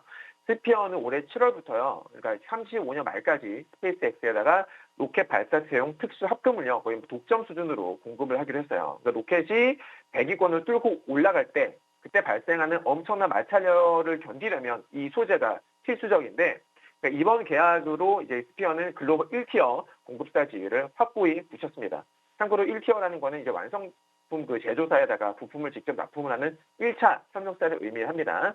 기술력과 신뢰도가 검증된 기업만이 오를 수 있는 자리라고 볼 수가 있겠죠. 네. 시장은요, 이번 계약이, 지난 계약이 단순한 일회성이 아니라 10년이니까 10년이라는 장기적인 어떤 수익원을 확보했다는 점에 정말 환호를 하고 있는 겁니다. 그런 것들이 미리 선반영이 되고 있는 거죠. 이제 이거는 스피어라는 기업이 단순한 어떤 디지털 헬스케어 기업에서 우주항공 소재 기업으로 완벽하게 체질 개선에 성공했다라는 것을 증명을 하는 그런 구간이다라고 볼 수 있겠고, 또 스피어가 이렇게 주목을 받는 또 다른 이유가 뭐냐면 전 세계적으로 봤을 때 면 안 되는 이 발사체 부품용 특수합금 제조 역량을 갖췄기 때문입니다. 그러니까 우주 발사체는요, 극한의 이 온도 변화를 견뎌야 되잖아요. 그렇기 때문에 소재의 내열성이라든지 내식성이 무엇보다 중요합니다. 스피어는 얘네들을 OEM 방식으로 정밀 제조를 해서 공급을 하거든요. 특히 SpaceX의 차세대 로켓이죠. 스타쉽. 이게 이제 양산 체제가 본격화되면서 특수합금의 수요도 폭발적으로 늘 수밖에 없는 그런 상황이다라는 거죠. 게다가 스피어는 이 스피어 코리아와의 합병을 통해 가지고 이 기술력을 내재화했기 때문에 현재 세계 5대 우주항공 소재 공급 업체 중에 하나로 평가를 받고 있습니다. 발사체 1회 발사 시에 소모되는 부품 비중이 높다는 것을 감안하면요, 향후 로켓 발사 횟수가 늘어날수록 스피어의 매출 또한 기하급수적으로 늘어날 수밖에 없는 그런 구조다, 이렇게 이해하시면 돼요. 즉 스페이스 X의 성장이 곧 스피어의 실적으로 직결되는 그런 어떤 커플링 현상이 강하게 나타날 거다라는 뜻입니다. 자, 마지막으로 우리가 거시적인 관점에서 한번 보게 되면은, 지금은 여러분들 이 민간 주도의 우주 개발 시대의 뉴 스페이스가 본격적으로 열리고 있는 그런 시점이잖아요. 그러니까 과거의 어떤 국가 주도 사업에서 이제는 스페이스 X 같은 민간 기업들이 시장을 주도하면서 관련 부품 사업도 구조적인 성장기에 진입을 했다라고 보셔야 되는 거예요. 정부 역시 2026년도를 이제 우주항공이라든지 혹은 UAM, 우심항공교통이라고 하죠. UAM 예산을 대폭 늘리면서 정책적으로 지금 서포트를 하고 있어요. 그렇기 때문에 수급 측면에서도 유리하겠고, 참고로 UAM 같은 경우에는 이제 하늘을 나는 택시라고 이해를 하시면 됩니다. 여기에도 스피어의 경량 특수합금 기술이 적용될 가능성이 매우 높다라는 거죠. 그러니까 10년이라는 긴 시간 동안 또 확정된 매출저도 가졌고 정부의 어떤 지원도 기대를 해볼 수 있는 점이라서 모멘텀이 너무나도 좋다. 차트 한번 보시면요. 자, 지금 추세선을 그어봤더니 지금 여기 살짝만 조금만 더 올라가면 이제 여기 추세선 상단에 갔죠. 그러니까 기술적인 어떤 맥점이기 때문에 여기서는 차익 실현, 아무리 모멘텀이 좋아도 차익 실현 물량은 나올 수 있겠죠. 이 가격대를 보니까 대략 36,700원 전후예요. 보유하고 계신 분들은 참고하시기 바랍니다. 네, 좋습니다. 스페이스X와 장기 10년 계약을 맺고 있습니다. 모멘텀이 탄탄하고요. 이런 하락장에서는 10년 장기 매출처가 변동성 장세에서는 좋은 주가 안전판 역할을 할 것이다라고 바라보고 계십니다. 오늘장 급등하고 있는 스피어 한번 눈여겨보시기 바라겠고요. 두 번째 관심주도 스페이스X 종목으로 가져와 주셨습니다. 오늘은 스페이스X 시리즈로 좀 가져오신 것 같은데요. 바로 루미르입니다. 루미르도 하락장에서 지금 7%대 강세 보여주고 있는데 이렇게 가는 섹터, 가는 종목을 지금 계속해서 좀 보는 게 좋을까요? 원래 시장이 빠질 때는요, 강한 걸 보는 게 맞아요. 그게 정석입니다. 네. 일단 최근에 루미르 주가를 움직이는 가장 강력한 에진도 뭡니까? 바로 일론 머스크, 또 일론 머스크의 스페이스X와 XAI 간의 협력설이죠. 네. 시장에서는 머스크가 이끄는 우주 사업과 또 AI 기업이 손을 잡고 거대한 어떤 우주 데이터 센터를 구축할 거다라는 기대가 확산되고 있는데, 여기서 루미르가 핵심적인 어떤 축으로 부각이 되는 이유는 이 회사가 가진 SAR, 위성 기술력 덕분이에요. 참고로 SAR은요, 합성 개구리가 아니라 합성 개구 레이더, 개구리 아닙니다. 합성 개구 레이더라고 불리는데, 이 구름이 끼거나 밤이 돼도요, 지상을 선명하게 관측할 수 있는 전천후 레이더 기술을 말합니다. 그러니까 우주 데이터 센터가 제 기능을 하려면은 실시간으로 지상에 어떤 방대한 정보를 수집을 해야 되잖아요. 이 루미르의 이 SAR 기술이 그 데이터 공급원의 역할을 할 수 있다는 점에 투자자들이 막 열광을 하는 거예요. 실제로 루미르는 초소형 위성에 최적화된 이 그러니까 SAR 시스템을 자체 개발해서 국산화에 성공을 한 몇 안 되는 기업이거든요. 그러니까 이런 어떤 기술적인 우위가 머스크의 어떤 원대한 우주 비즈니스 모델과 맞물리면서 강력한 모멘텀을 형성하고 있다. 이렇게 보셔야 되는 거예요. 그러니까 결국 루미르는요, 단순한 부품사를 넘어서 우주 인프라의 핵심 소프트웨어 그리고 하드웨어를 동시에 공급할 수 있는 파트너로 재평가받고 있다. 자, 두 번째로 여러분께서 주목을 하셔야 될 이 모멘텀이 뭐냐면, 루미르가 올해 초에 2026년도 초를 기점으로 해가지고 추진 중인 군지비성 시스템의 본격 가동입니다. 그러니까 루미르는 올해 초 자체 개발한 이 기술 검증용 위성이 루미르 X1을 발사를 시작으로 해서 총 18기, 발음 조심하셔야 됩니다. 총 18기의 위성을 띄우는 대규모 프로젝트를 진행 중인데, 여기서 군지위성이라는 게 뭐냐면은 이 수십 대의 소형 위성들을 막 일정한 궤도에 배치를 해가지고 마치 하나의 정말 그물망처럼 지구 전체를 빈틈없이 관측하는 시스템을 뜻합니다. 과거에는 거대한 위성 하나가 돌았다면 이제는 작고 효율적인 위성 여러 대를 동시에 띄우는 거예요. 실시간 데이터의 정확도를 그만큼 높이는 거죠. 네, 이런 것도 이제 어떤 세계적인 트렌드가 되는데, 루미르는 이미 누리호 3차 발사 당시에 이 민간 기업 최초로 부탑재 위성 임무를 성공적으로 마쳤어요. 그래서 그 신뢰성을 이미 입증을 했고요. 이번 18기, 18기 그 군진 위성 시스템이 구축되면요, 루미르는 단순히 어떤 위성을 제조해서 파는 단계를 넘어서 위성 영상을 가공하고 그리고 분석해서 판매하는 고수익 서비스 사업으로 영역을 확장을 하게 됩니다. 데이터 서비스는 제조보다 영업이익률이 아무래도 더 높을 수밖에 없잖아요. 네. 그래서 기업 가치를 한 단계 끌어올리는 그런 레벨업 구간에 진입을 했다고 볼 수가 있겠죠. 그러니까 올해는요, 이 루미르가 단순한 제조사를 넘어서 글로벌 위성 데이터 서비스 기업으로 변모하는 원년이 될 수 있다라고 이해를 하시면 돼요. 마지막으로 우리가 또 주목을 하셔야 될 게 뭐냐면은 숫자로 이제 증명되는 실적 턴어라운드의 가능성이에요. 그러니까 루미르는 그동안에는 사실 대부분 그렇습니다만은 연구개발 비용, 그러니까 R&D 비용들이 엄청나게 많이 나오잖아요. 그러다 보니까 상당 부분 오랫동안 적자를 기록을 해왔단 말이에요. 근데 이제 증권가 리포트를 보게 되면 올해만큼은 영업이익 흑자로 돌아설 수 있다. 이런 전망들을 내고 있어요. 여기에 또 정부의 정책적인 뒷받침도 든든한데, 올해 우리나라의 어떤 우주항공청 걔네 R&D 예산이 1조 원에 육박하거든요. 그러면서 이제 국내의 어떤 위성 사업 수주도 가능성도 그만큼 더 높아졌다라고 보시면 되는 거예요. 특히나 선박 엔진용 솔레노이드 밸브 같은 민수 분야에서도요, 매출이 꾸준히 늘고 있어서 우주라는 꿈과 또 실적이라는 현실이 조화를 이루고 있다는 점이 매우 고무적이다라는 거죠. 차트 한번 보실게요. 자, 보시면은 오늘은 기술적으로는 사실상 매수하기 조금 꺼려지는 자리긴 해요. 왜냐하면 이 A라는 저항선 보이시면은 최근에 A를 돌파했다가 급락을 했단 말이죠. 그죠? 네, 급락하기 전에 B 보이시나요, 여러분들?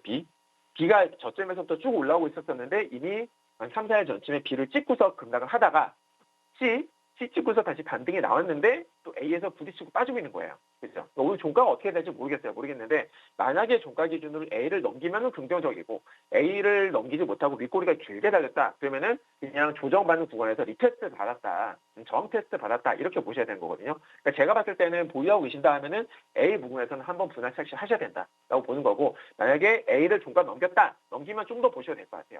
참고하시기 바랍니다. 루미르 스페이스 X와 XAI의 합병을 통해서 AI 데이터 센터에 대한 기대감이 있는 종목입니다. 올해는요, 흑자 전환, 실적 턴어라운드에 대한 기대감이 있는 원년이기 때문에 주가 리레이팅도 가능하다라는 매력 포인트까지 지켜보시면 되겠습니다. 네, 이렇게 오늘의 두 가지 관심주는요, 스페이스 X 관련해서 좀 가져와 주셨고요. 최근에 관심주로 계속해서 가져와 주셨던 K뷰티, 오늘은 공략주로 좀 언급해 주셨습니다. 오늘 공략주는 K뷰티 안에서 매출 성장이 좀 기대되는 종목이다라고 예고해 드렸는데요. 어떤 종목일까요? 네, 제가 K뷰티에 상당히 관심이 많죠. 많은 관심주를 다뤘었는데 오늘 가져온 히트픽주도 K뷰티예요. 그러니까 단순히 잘 팔린다라는 수준을 넘어선 어떤 데이터들이 막 쏟아지고 있어요. 요즘에 K 화장품이. 네, 그래서 가져와 봤는데, 자, 가장 먼저 발표됐었던 올해 1월달 수출 지표부터 살펴보게 되면은 한국 화장품의 수출액이 여러분들 전년 동기 대비 무려 36.4%나 급등을 하면서 10억 달러를 돌파해버렸습니다. 이거는 정말 시장의 예상을 완전히 뛰어넘는 충격적인 수치예요. 단순히 잠깐 반등을 한 게 아니라요. 이제 K뷰티가 전 세계 시장에서 확실한 주류 카테고리로 자리를 잡았다라는 어떤 그런 방증이다라고 저는 생각하거든요. 여기서 주목을 하셔야 될 게 뭐냐면 과거처럼 어떤 저가 로드샵 브랜드들이 양으로 승부를 하던 시대는 이제 끝났다라는 거예요. 그러니까 지금의 성장은 높은 어떤 기능성과 독보적인 브랜드 정체성을 가진 프리미엄 브랜드들이 주도하고 있다. 그래서 이 변화의 흐름을 우리는 K뷰티 3.0 시대로 부를 수 있다. 네, 이런 흐름의 중심에 바로 오늘의 이 히트픽주가 있는 겁니다. 왜 지금 이 기업을 주목을 해야 되냐면 답은 숫자로 증명되는 오프라인 확장성과 거기다가 가성비 럭셔리라는 독특한 구조였습니다. 히트픽주는요, 누구나 쉽게 사는 저렴한 브랜드와 또 아주 비싼 명품 사이의 어떤 틈새인 그 가성비 럭셔리, 즉 어포더블 럭셔리 시장을 정교하게 파고들었어요. 그러니까 주력 제품인 퍼스트 스프레이 세럼은요, 이미 뭐 들어보셨을 텐데 승무원 미스트로 입소문이 나면서 국내에서 든든한 수익원이 됐고요. 전 세계적으로 수천만 병이 팔리면서 브랜드 인지도를 높이는 어떤 핵심 엔진 역할을 하고 있습니다. 이런 탄탄한 기조가 글로벌 성장의 발판이 됐다라고 보시면 돼요. 실제로 성과를 보면 더욱더 놀라운데요. 히트픽주는요, 과거 한국 화장품의 어떤 고질적인 문제였었죠. 바로 뭐예요? 중국. 네, 그놈의 중국 의존도를 이제는 완벽하게 탈피한 거예요. 25년도 3분기 기준으로요. 해외 매출 비중이 벌써 65%에 달합니다. 일본의 온라인 플랫폼인 Q10과 그리고 그 아마존에서 성공을 거둔 다음에 이제는 오프라인으로 전쟁터를 옮기고 있는 거예요. 그러니까 일본에서만 약 4,000개 매장이 입점을 했고요. 대단하지 않습니까? 4,000개. 미국에서는 뷰티의 성지라 불리는 얼타 들어보셨죠? 얼타 그리고 대형 창고 같은 바로 코스트코. 여러분이 사랑하시는 코스트코. 거기에 연이어 들어갔습니다. 특히 미국의 얼타의 경우에는 초기 200개 매장에서 시작됐는데요. 이제 올해 상반기 안에 전 매장이 1,400여 개로 확장이 될 예정입니다. 이게 바로 향후 매출 가이던스를 우리가 높게 잡아야 되는 핵심 근거가 되는 거죠. 이 히트픽주의 진짜 매력은요, 바로 수익의 어떤 퀄리티에 있는데 이 회사는 여러분들 앞으로 이제 여러분께서 보셨을 적에 그 수익성이 방금 말씀드렸던 그 이유들 방금 말씀드렸던 모멘텀들을 보시게 되면은 수익성이 되게 좋아질 거잖아요, 그죠? 이런 부분들이 앞으로도 꾸준하게 유지가 된다. 그리고 제가 가장 주목을 하는 모멘텀이 뭐냐면 바로 탈중국화예요. 아까도 좀 말씀드렸던 부분이 있는데 과거에 우리 화장품 시장 아마 2016년도였었나요? 16년도, 17년도가 됐을 거예요. 그때 정말 중국 시장에만 의존했었거든요. 실적이 드라마틱하게 올라갔었잖아요, 그죠, 여러분들? 네. 근데 어떻게 됐어요? 그때 이제 중국 화장품 시장에서 우리가 점점 약세를 보이기 시작하면서 실적도 많이 빠졌고, 특히나 아모레퍼시픽 같은 대형주들도 어떻게 됐어요? 완전 주가 바닥을 쳤단 말이에요. 네. 근데 지금 그 성장의 실적의 질이 이제는 중국에서 유럽이라든지 서구권으로 서서히 올라가고 있는 거예요. 그러니까 이제는 제가 봤을 적에는 우리나라 화장품이 중국을 벗어나서 이제 탈중국화 되면서 서구권 유럽 쪽으로 서서히 다시 성장을 하고 있기 때문에 제가 봤을 적에는 화장품 업종은 바닥 찍었다. 바닥 찍었을 가능성이 매우 높다. 저 그렇게 보고 있어요. 네. 그래서 이제는 여러분께서 이게 뭐 계속 반도체, 뭐 HBM, 이렇게 원자력 이런 것만 보지 마시고 우주항공 이런 거 보지 마시고 이제는 우리나라 K뷰티에도 좀 관심을 가져주셨으면 좋겠습니다. 네. 바닥이 가능성이 매우 높게 보고 있습니다. 자, 차트 한번 보실 텐데 얘가 지금 오늘 같은 경우에도 지금 지수가 사실 많이 빠졌잖아요. 그럼에도 불구하고 오늘 상당히 잘 버텨주고 있어요. 잘 버텨주고 있고 어제 기준으로 보시면요. 자, A 그리고 C를 동시에 그냥 어제 장대 양봉으로 넘겨버렸어요. 동시에 여러 개의 추세선을 동시에 돌파하는 건 제가 좋은 거라고 말씀드렸습니다. 넘겼고 그리고 오늘도 잘 버텨주고 있다. 그래서 만약에 오늘 종가 기준으로 얘가 이 C 추세선에서 만약에 안착을 하잖아요. 안착을 하게 되면 얘는 어떻게 봐야 돼요? 중장기적으로 좀 더 추가적으로 상승을 할 가능성이 매우 높다는 거죠. 자, 이 종목 너무 궁금하실 텐데요. 궁금하신 분들은 QR코드 찍으셔서 공개방에 꼭 들어오시기 바랍니다. 들어오시면은 제가 여러분들께 이 종목이 뭔지 알려드리고 매수가부터 손절가, 목표가까지 다 알려드릴 테니까요. 꼭 들어오셔서 투자에 도움 받아보시기 바라겠습니다. 네, K뷰티가 전 세계적으로 승승장구하고 있습니다. 올해 1월 글로벌 화장품 매출액이 10억 달러를 돌파했다라고 하는데요. K뷰티 전성기에 진입했다라는 평가를 받고 있죠. 이 안에서 오프라인으로 영토를 넓혀가고 있는 이 종목 궁금하신 분들은 QR코드 타고 들어가시면요. 저희가 공략주 종목명 그리고 가격 전략, 투자 전략까지 만들어 드리겠습니다. 많은 참여 부탁드리도록 할게요. 네, 프라임히트픽 오늘도 딜사이트S 김진균 전문가와 함께했습니다. 오늘 말씀 고맙습니다. 감사합니다.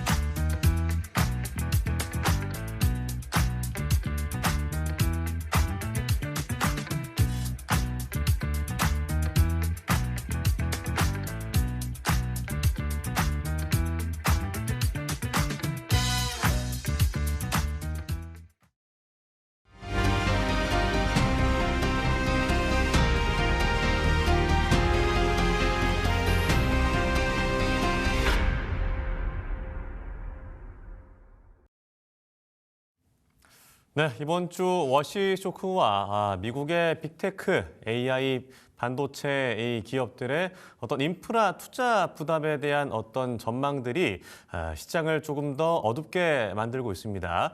오늘 우리 시장 5천대가 깨졌다가 지금 또 회복을 했습니다만 위태로운 상황인데요. 앞으로의 우리 주식시장 어떻게 봐야 될지 이분 모시고 이야기 나눠보도록 하겠습니다. 대신증권 FICC 리서치부 이경민 부장과 함께합니다. 안녕하십니까? 네, 안녕하십니까? 네.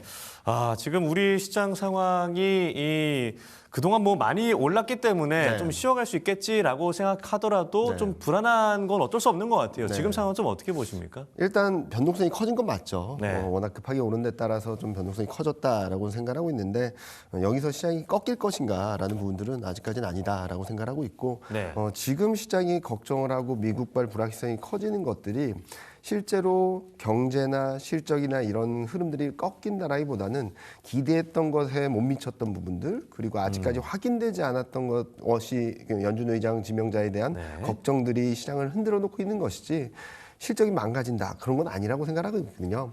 네. 즉 말씀드리자면은 지금까지 시장이 올라왔던 급등을 했던 이유에는 실적이 있습니다. 12개월 선행 EPS가 작년 말만 하더라도 410이었던 게 지금 575거든요. 네. 쉽게 말씀드리면 12개월 선행 PR이 4,100에서 5,750으로 레벨업 됐다는 얘기고 어제 같은 경우는 코스피가 좀 등락이 있긴 했지만 지금 8배 중반 수준입니다. PER이 굉장히 싼 구간에 와 있어서 저희는 실적이 꺾이지 않는 한 시장의 추세적인 상승은 유효하고 지금으로 본다면 단기적으로 변동성이 있다 하더라도 좀 쉬어가는 그림이지 방향성 전환은 아니다라는 판단을 하고 있습니다. 네, 아무래도 뭐 시장이 가장 좋아하지 않는 것이 불확실성인데 AI의 가능성에 대한 불확실성 또 연준 의장 지명 앞으로 금리 정책은 어떻게 될지에 대한 불확실성 때문이 아닌가 싶은데 말씀하신 대로 그러면 실적의 흐름대로 간다라고 하면은 뭐 좋을 것이다라고 네. 보면 되는 거예요.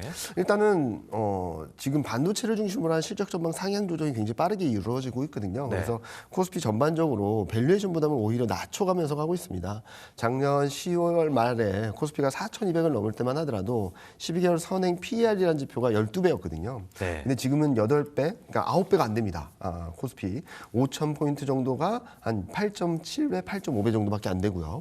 이게 얼마나 낮은 수준이냐면은 2000년, 2010년 이후 평균의 마이너스 1표준 편차가 평균보다 한참 낮아진 수준이라고 보고 있어서 저희는 계속적으로 올라가는 그림이라고 생각하고 있고 또 하나는 이제 1분기 실적 시즌을 이제 3월, 4월에는 확인하게 될 텐데 네. 1분기 실적도 좋을 것으로 예상을 하고 있습니다. 이렇게 봤을 때 지금보다는 지금 단기적으로 그러니까 실적 시즌이 어느 정도 마무리되는 상황에서 좀 쉬어가는 구간 작년에도 비슷했거든요. 작년에도 네. 9월, 10월 급등하고 실적 시즌이 마무리되는 11월에 좀 쉬어갔던 그림과 비슷한 흐름이 아닐까라는 생각을 하고 있습니다.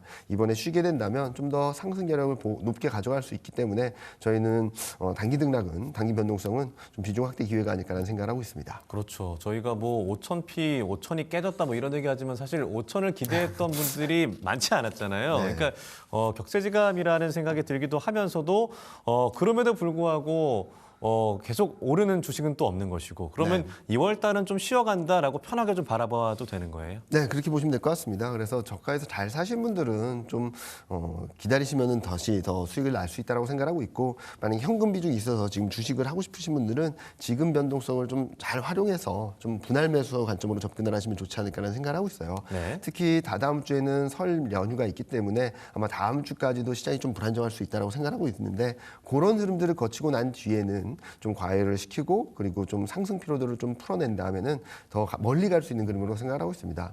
저희 대신증권에서는 이번 주 월요일 날 올해 코스피 타겟을 5,800으로 제시드렸고 그동안 말씀드렸듯이 상반기 중에 갈 수 있는 그림을 열어놓고 있습니다. 네. 만약에 5,000선 전후에서 바닥을 잡게 된다면, 아니면 좀 더 밀려서 4,600~700선에서 이 바닥을 잡게 된다 하더라도 충분한 상승 여력을 기대할 수 있다라는 정도로 말씀을 드리고 있습니다. 네.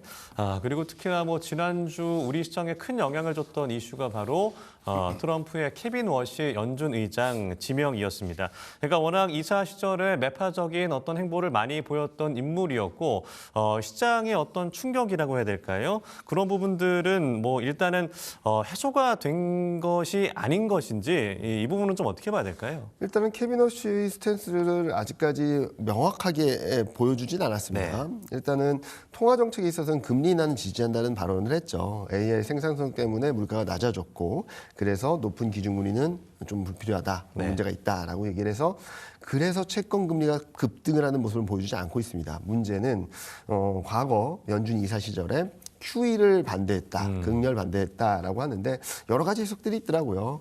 그때 민주당 정권이었고 버냉키 연준 의장에 대한 반발심으로 정치적인 해석을 한 거 아니냐라는 얘기를 하기도 하고, 또 하나는 그때랑 지금이랑 좀 다른 환경이기 때문에 돈을 푸는 것에 대한 부담은 있지만 돈줄을 옥죄진 않을 거다. 그리고 트럼프와의 관계, 트럼프에 대한 의중을 어느 정도 인식을 하고 있고 발맞춰 갈 수 있는 사람이기 때문에 트럼프가 지명하지 않았을까라는 생각을 하고 있습니다. 그래서 과도한 해석이라기보다는 좀 여러 가지 오해될 만한 소지들이 있긴 한데 그로 인해서 좀 등락은 있고 거기에 대한 불확실성은 아직까지 남아있다라고 보고 있지만, 아마도 의회 청문회가 진행되는 과정에서는 좀 더 명확해지고 그 흐름들에 대한 지금 걱정하는 것들에 대해서는 좀 완만해지지 않을까. 그러니까 먼저 선반영을 했기 때문에 위 씨의 그 스탠스를 확인하는 과정에서는 오히려 불확실성 해소로 인식되지 않을까라는 예상을 하고 있습니다. 그렇다면 뭐 케빈 워시의 성향을 확인할 수 있는 것, 그러니까 파월의 임기가 아직은 좀 더 남아 있잖아요. 5월까지니까. 그러면 인사청문회가 뭐 3월에 있을 수 있다는 얘기 나오는데 그때 발언들을 좀 지켜보면 될까요? 네, 그렇게 보면 될 거라고 생각하고 있고요. 많은 분들이 어떤 악재가 있으면은 이게 소멸돼야지 끝난다고 생각하시는데 악재로 인해서 주가가 많이 조정을 받게 된다면 그 자체로도 악재의 영향력은 줄어들겠죠. 그래서 매파로 평가받는 연준 의장이 임명됐다라는 이슈로 인한 시장 변동성은 아마 정점을 지나가고 있지 않나라는 생각을 하고 있습니다. 네, 알겠습니다. 현재 상황들 조금 더 짚어보도록 하겠습니다. 사실 뭐 워시 이슈도 있지만 최근에 이제 미국 빅테크의 실적 발표들이 있는데 실적은 잘 나왔는데 그걸 해석하는 게 좀 차이가 있는 것 같습니다. 특히나 돈을 많이 벌면 공격적으로 AI 증설, 어떤 뭐 데이터 센터 투자를 하는 것은 뭐 좋은 시그널이다라는 해석도 있었습니다만 최근에는 또 과도한 지출이다라는 해석이 나오면서 좀 부정적으로 다가오는 것 같아요. 어떻게 좀 봐야 될까요? 이런 해석의 시작점은 12월이라고 생각합니다. 많은 분들이 12월 달 브로드컴과 오라클로 시작된 폭락 흐름들이 AI 버블 논란이라고 했는데 버블은 아니거든요. 지금 12개월 선행 PER을 보면 2020년 고점에서 계속적으로 낮아지고 있습니다. 그렇기 때문에 실적이 올라오는 것만큼 주가가 잘 가고 있다고 해석할 수 있는데, 이때 문제가 수익성이었습니다. 수익성과 현금 보유 정도, 그리고 재무 안전성. 그러니까 그동안에는, 그 전까지는 투자 많이 하면 합니다라고 하면은 AI 관련된 종목들이 다 같이 오르고 좀 불확실성이 커지면 다 같이 빠지는 그림이었는데 12월 그 수익성 악화 논란 이슈 이후에는 수익성, 실적이라는 변수가 또 다시 들어온 거죠. 네. 그래서 투자를 확대한다라는 것 자체가 주가의 상승 동력이라기보다는 얼만큼 투자를 확대를 하는지. 그러니까 재무 안정성이나 이런 것들이 완전히 어느 정도 안정성을 확보한 상황에서 투자를 확대하는 것인지, 그리고 투자를 확대한다면 언제쯤 수익성으로 돌아올지에 대한 더 검증 과정이 꼼꼼해졌다고 보시는 게 맞을 것 같아요. 그래서 지금 여러 가지 논란이 되는 것은 수익성에 대한 기준점이 더 생김에 따라서 종목별 좀 차별화가 되는 그림이다라고 보고 있지, 이게 AI 사이클을 꺾는 그림은 아니다라고 생각하고 있습니다. 특히 AI 사용량 토큰을 보면 또 한 번 폭증을 하고 있거든요. 네. 이런 그림들을 봤을 때 AI 성장성에 대한 기대는 계속적으로 가는 과정에서 매 실적 시즌마다 반복됐던 여러 가지 불확실성들, 네. 여러 가지 해석 과정에서의 논란들, 기대가 너무 앞서갔던 데 따른 좀 실망감, 이런 것들을 소화하는 과정이다라고 보시는 게 맞지 않을까 생각하고 있습니다. 그러니까 소화하는 과정이다라고 한다면 조만간 다시 미국 시장도 반등을 해서 우리 시장까지도 좋은 영향을 줄 수 있다라고 보시는 거예요. 일단은 미국 시장하고 한국 시장은 좀 다르게 갈 수 있다고 생각하고 있습니다. 앞서 말씀드렸던 수익성에 대한 논란이 들어오면서 그리고 네. 재무 안전성이라는 기준점이 새롭게 들어오면서 그동안 흐름과 다르게 AI 기업 내에서도 빅테크 기업 내에서도 차별화 흐름들이 나타나고 있거든요. 재무 안정성이 낮은 주가들은 제대로 된 반등을 못하고, 그리고 수익성이 어느 정도 담보되고 실적이 굉장히 좋은 그림들을 보여주는 반도체 기업 같은 것들은 굉장히 세게 올라가는 그림을 보이고, 그래서 이 엇갈리는 흐름들을 이렇게 합쳐서 놓고 본 나스닥 지수 같은 경우는 별로 재미가 없죠. 그런데 이런 안정성을 보여주기만 한다면은 반도체 비중이 높은 한국 같은 경우는 좀 더 탄력적인 흐름을 보여주지 않을까.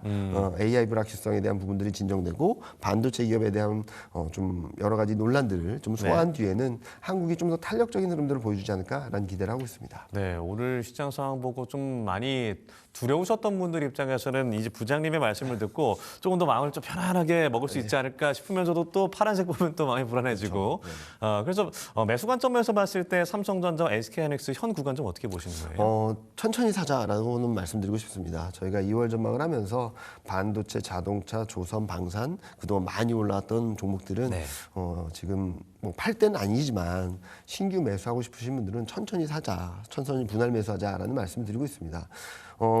지금 저점입니다라고 말씀드리긴 좀 어려울 것 같아요. 네. 앞서 말씀드렸듯이 다음 주 설 연휴가 있다 보니까 여러 가지 차익 실현 매물이 나올 수도 있고, 아직까지 외국인이 현 선물 시장에서 매도를 풀지 않고 있는 상황이다 보니까 아직까지는 좀 등락은 좀 있을 수 있기 때문에 지금 가격대부터 천천히 나눠서 사자라고 말씀드리고 있습니다. 네. 특히 저희는 뭐 여러 군데서 말씀드리겠지만 피라미딩 매수를 하자라고 하거든요. 지금 가격대에서 한 5%를 샀다면 더 떨어지면 한 10%, 더 떨어지면 15%, 더 떨어지면 점점 30%. 늘려가는. 주가가 낮아지면 낮아질수록 네. 매수 비중, 매수 규모를 더 늘려가는 전략을 펼쳐나가시면 평균 단가도 계속 낮아지고 어느 정도 물량을 확보하실 수 있지 않을까라는 생각을 하고 있으니까 지금 사십시오라기보다는 네. 이번 등락을 활용해서 비중을 좀 더 많이 확보하자라는 말씀을 드리고 싶습니다. 그렇다면 말씀하신 그 피라미드 기법을 쓰기 위해서는 현금을 일단 보유를 하는 전제가 필요한데 이미 조금 많이 담고 계신 분들 입장에서 현금이 좀 부족하다. 그런 관점에서는 어떻게 접근해야 될까요? 많이 담고 계신 분들은 그냥 들고 가시면 되겠죠. 네. 지금 많이 담고 있고 주식 비중이 충분히 많다고 하시는 분들은 그냥 들고 가시면 되는 거고, 제가 말씀드린 것은 현금이 있어서 지금 신규 매수하고 싶으신 분들은 그렇게 하시면 좋겠다라는 말씀드린 거지, 뭐 지금 여기 가격대에서 팔 이유도 없다라고 생각하고 있습니다. 제 질문은 네. 아직 삼성전자와 SK하이닉스를 담지 못한 분들 입장에서 네. 좀 묶여 있는 돈이 있어서 네. 접근을 하지 못하고 있다. 다른 주식에 이제 소위 물렸다라고 했을 때 그때는 어떻게 접근하는 게 좋을까요? 뭐 그 종목이 뭔지를 또 봐야 되겠죠. 그거에 따라 다르겠죠. 예. 다르긴 하겠지만 지금은 추세가 잘 가고 있는 업종들, 종목들로 좀 압축을 하는 게 맞다라고 생각하고 있고요. 그 핵심은 반도체, 자동차, 뭐 조선, 그리고 뭐 2차 전지 이런 쪽들이 좀 계속적으로 올라갈 수 있다고 보고 있어서 좀 최근 반등하고 있는, 예를 들면은 금융주라든지 내수주라든지 이런 쪽들이 좀 반등이 나온다면 이쪽 비중을 좀 줄여서, 아직까지 반도체나 이런 쪽들이 많이 없다라고 한다면 이쪽으로 좀 이동을 하시는 것도 굉장히 매력적인 투자 방법이 되지 않을까 생각합니다. 생각하고 있습니다. 예, 개인 투자자분들 중에 많은 분들이 좀 이런 상황이지 않을까. 사실 제 얘기기도 하고요. 그래서 질문을 드려봤습니다. 그렇다면 최근에 이제 지난해 코스피가 뭐 76% 상승하고 올해 초에도 5,000피까지 너무나 빠르게 이제 올라온 가운데 이게 뭐 정부의 어떤 정책, 증시 부양 정책들에 대한 긍정적인 얘기들이 많이 나오고 있습니다만 정책 모멘텀이 좀 일회성에 그치지 않고 계속해서 나아가기 위해서 좀 필요한 점은 좀 어떻게 제안하시겠어요? 필요한 법안들을 빨리 통과시켜서 시행을 하는 게 시행되는 게 좋겠죠. 네. 그리고 머니 무브, 그러니까 지금은 돈의 물꼬를 그동안에는 부동산에 완전히 몰려있던 것들을 주식으로 돌리겠다는 정책들을 계속적으로 발표하고 있거든요. 아마 그런 것들은 좀 시간이 지나면 지날수록 좀 더 명확해지고 그리고 정부 자체의 방향성, 그러니까 방향성이 왔다 갔다 하지 않는다는 것들을 계속적으로 인식시켜주게 된다면 저는 충분히 변화할 수 있다라고 생각하고 있습니다. 이와 더불어서 이제 2월 중에 뭐 상법 개정이 국회를 통과한다라고 하고 있는데 이제 3월 달에 주주총회에서 주요 기업들이 이 상법 개정을 얼만큼 반영을 하는지, 얼마나 적극적으로 시행을 하는지가 가장 핵심 포인트가 아닌가라는 생각을 하고 있습니다. 그래서 제가 뭐 2월 달에 쉰다 하더라도 더 올라갈 수 있다고 말씀드리는 것은 실적이 더 올라가는 것도 있겠지만 3월 주주총회가 있다는 점도 굉장히 매력적인 턴어라운드 포인트가 되지 않을까라는 예상을 하고 있습니다. 예, 그리고 또 한 가지 변수는 이제 24시간 거래 체계 논의가 이어지고 있어서 이게 이제 시장에 어떤 변화를 가져다 줄 것인지, 그러니까 긍정적인 영향도 있겠지만 좀 부정적인 뭐 전망도 있어서 이 부분은 좀 어떻게 보세요? 뭐 이 흐름들 NXT가 생겼다 그래서 시장이 나빠진 건 아니지 않습니까? 네. 그래서 이게 뭐 거래 시간이 늘어난다라고 해서 뭔가 변화가 크진 않을 거라고 생각하고 있어요. 다만 좀 시장의 변동성이 더 민감한 흐름들이 나올 수도 있겠다라고 생각합니다. 네. 그 이유는 뭐냐면은 이제 24시간 거래를 하게 된다면 정규장이 끝난 뒤에 매매가 많지 않은 상황에서 악재나 호재가 발생했을 때 급등락이 있을 수 있다라는 거죠. 그런 부분들은 좀 염두에 두실 필요가 있겠고 시장 자체의 방향성을 바꾸기보다는 변동성, 위아래 변동성을 좀 자극할 수 있는, 특히 정규장이 끝난 뒤에 상방이든 하방이든 변동성이 커질 수 있는 가능성은 조금은 열어놓고 바라봐야 된다라고 생각하고 있습니다. 네. 그리고 앞서도 뭐 짚어주셨습니다만 이제 설이 한 열흘도 남지 않은 가운데 보통 이제 설 전에 뭐 현금을 좀 확보하는 차원이라든가 아니면은 뭐 차익 실현 매물도 나오면서 좀 변동성이 크거나 아니면 하락하는 그 국면들이 많았는데 이번 설 전후 변동성은 좀 어떻게 예상하세요? 저희는 좀 단기적으로 좀 늘릴 수 있다라고 생각하고 있어요. 일단은 거래 대금이 활발하긴 한데 지금 외국인부터 매물이 좀 출현되고 있는 상황이거든요. 외국인은 이미 충분히 수익을 낸 상황에서 포트폴리오를 좀 조정하고 있는 것이 아닌가라는 생각을 합니다. 1월 달 외국인 매매를 보면은 자동차하고 반도체에서 11조를 팔았고요. 나머지 23개 업종에서 합쳐서 11조를 샀습니다. 그러니까 너무 많이 올라서 오버웨이트이 많이 커진 요 두 업종을 좀 좀 비중을 내리고 너무 많이 상대적으로 소외돼서 좀 변동성이 이게 언더웨이트된 종목들이나 업종들 좀 채운 그림들을 보여주고 있어서 저희는 매물 소화 과정을 거친 뒤에는 다시금 외국인이 들어올 수 있다고 보고 있는데 그게 언제쯤일지는 좀 지켜봐야 될 거라고 생각하고 있습니다. 일단 현물 매도가 좀 굉장히 거칠게 나오고 있는데 외국인의 선물 매매 포지션을 보면은 최근도 많이 팔았지만 그 전부터 매도를 했었거든요. 이렇게 봤을 때는 지금 외국인 선물 매매가 매수로 방향성을 전환하는지가 첫 번째 트리거 포인트라고 생각하고 있어서 그 전까지는 좀 외국인 주도로 되는 좀 매물 소화 과정이 좀 지속되지 않을까, 그로 인해서 좀 등락이 좀 더 이어지지 않을까라는 예상을 하고 있습니다. 네, 또 보시면 알겠지만 오늘 참 외국인이 많이 팔고 있고 그거를 이제 개인이 떠받치고 있는 5,100선을 다시 회복을 했네요.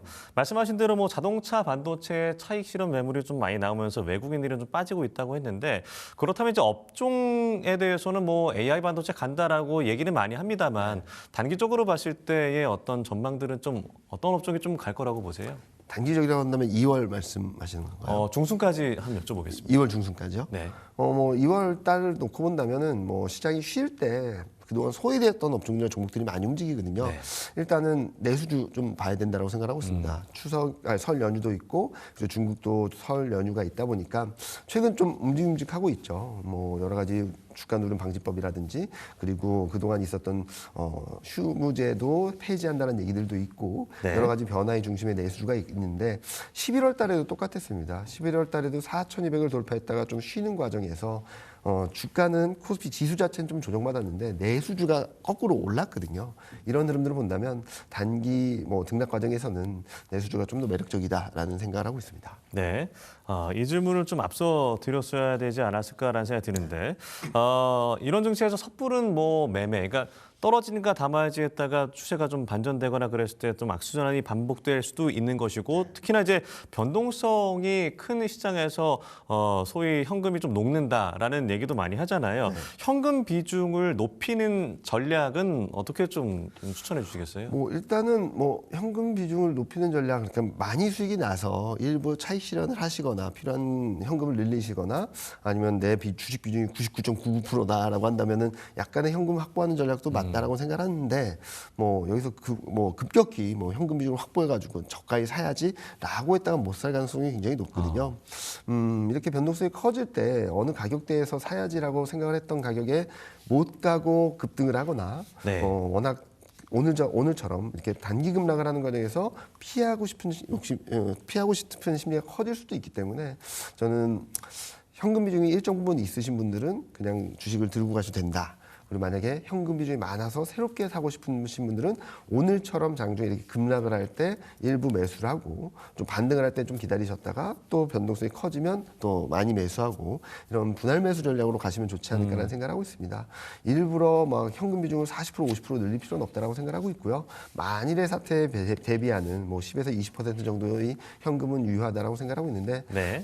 지금 시장을 안 좋게 봐서 변동성이 이제 시장이 꺾여서 현금 비중을 50% 이상 늘리는 것은 이 또한 되게 리스크가 크다라고 생각하고 있습니다. 네, 일단 메모리 업황, AI의 사이클이 슈퍼 사이클을 넘어서 메가 사이클이라는 어떤 뉴스는 많이 보셨을 겁니다.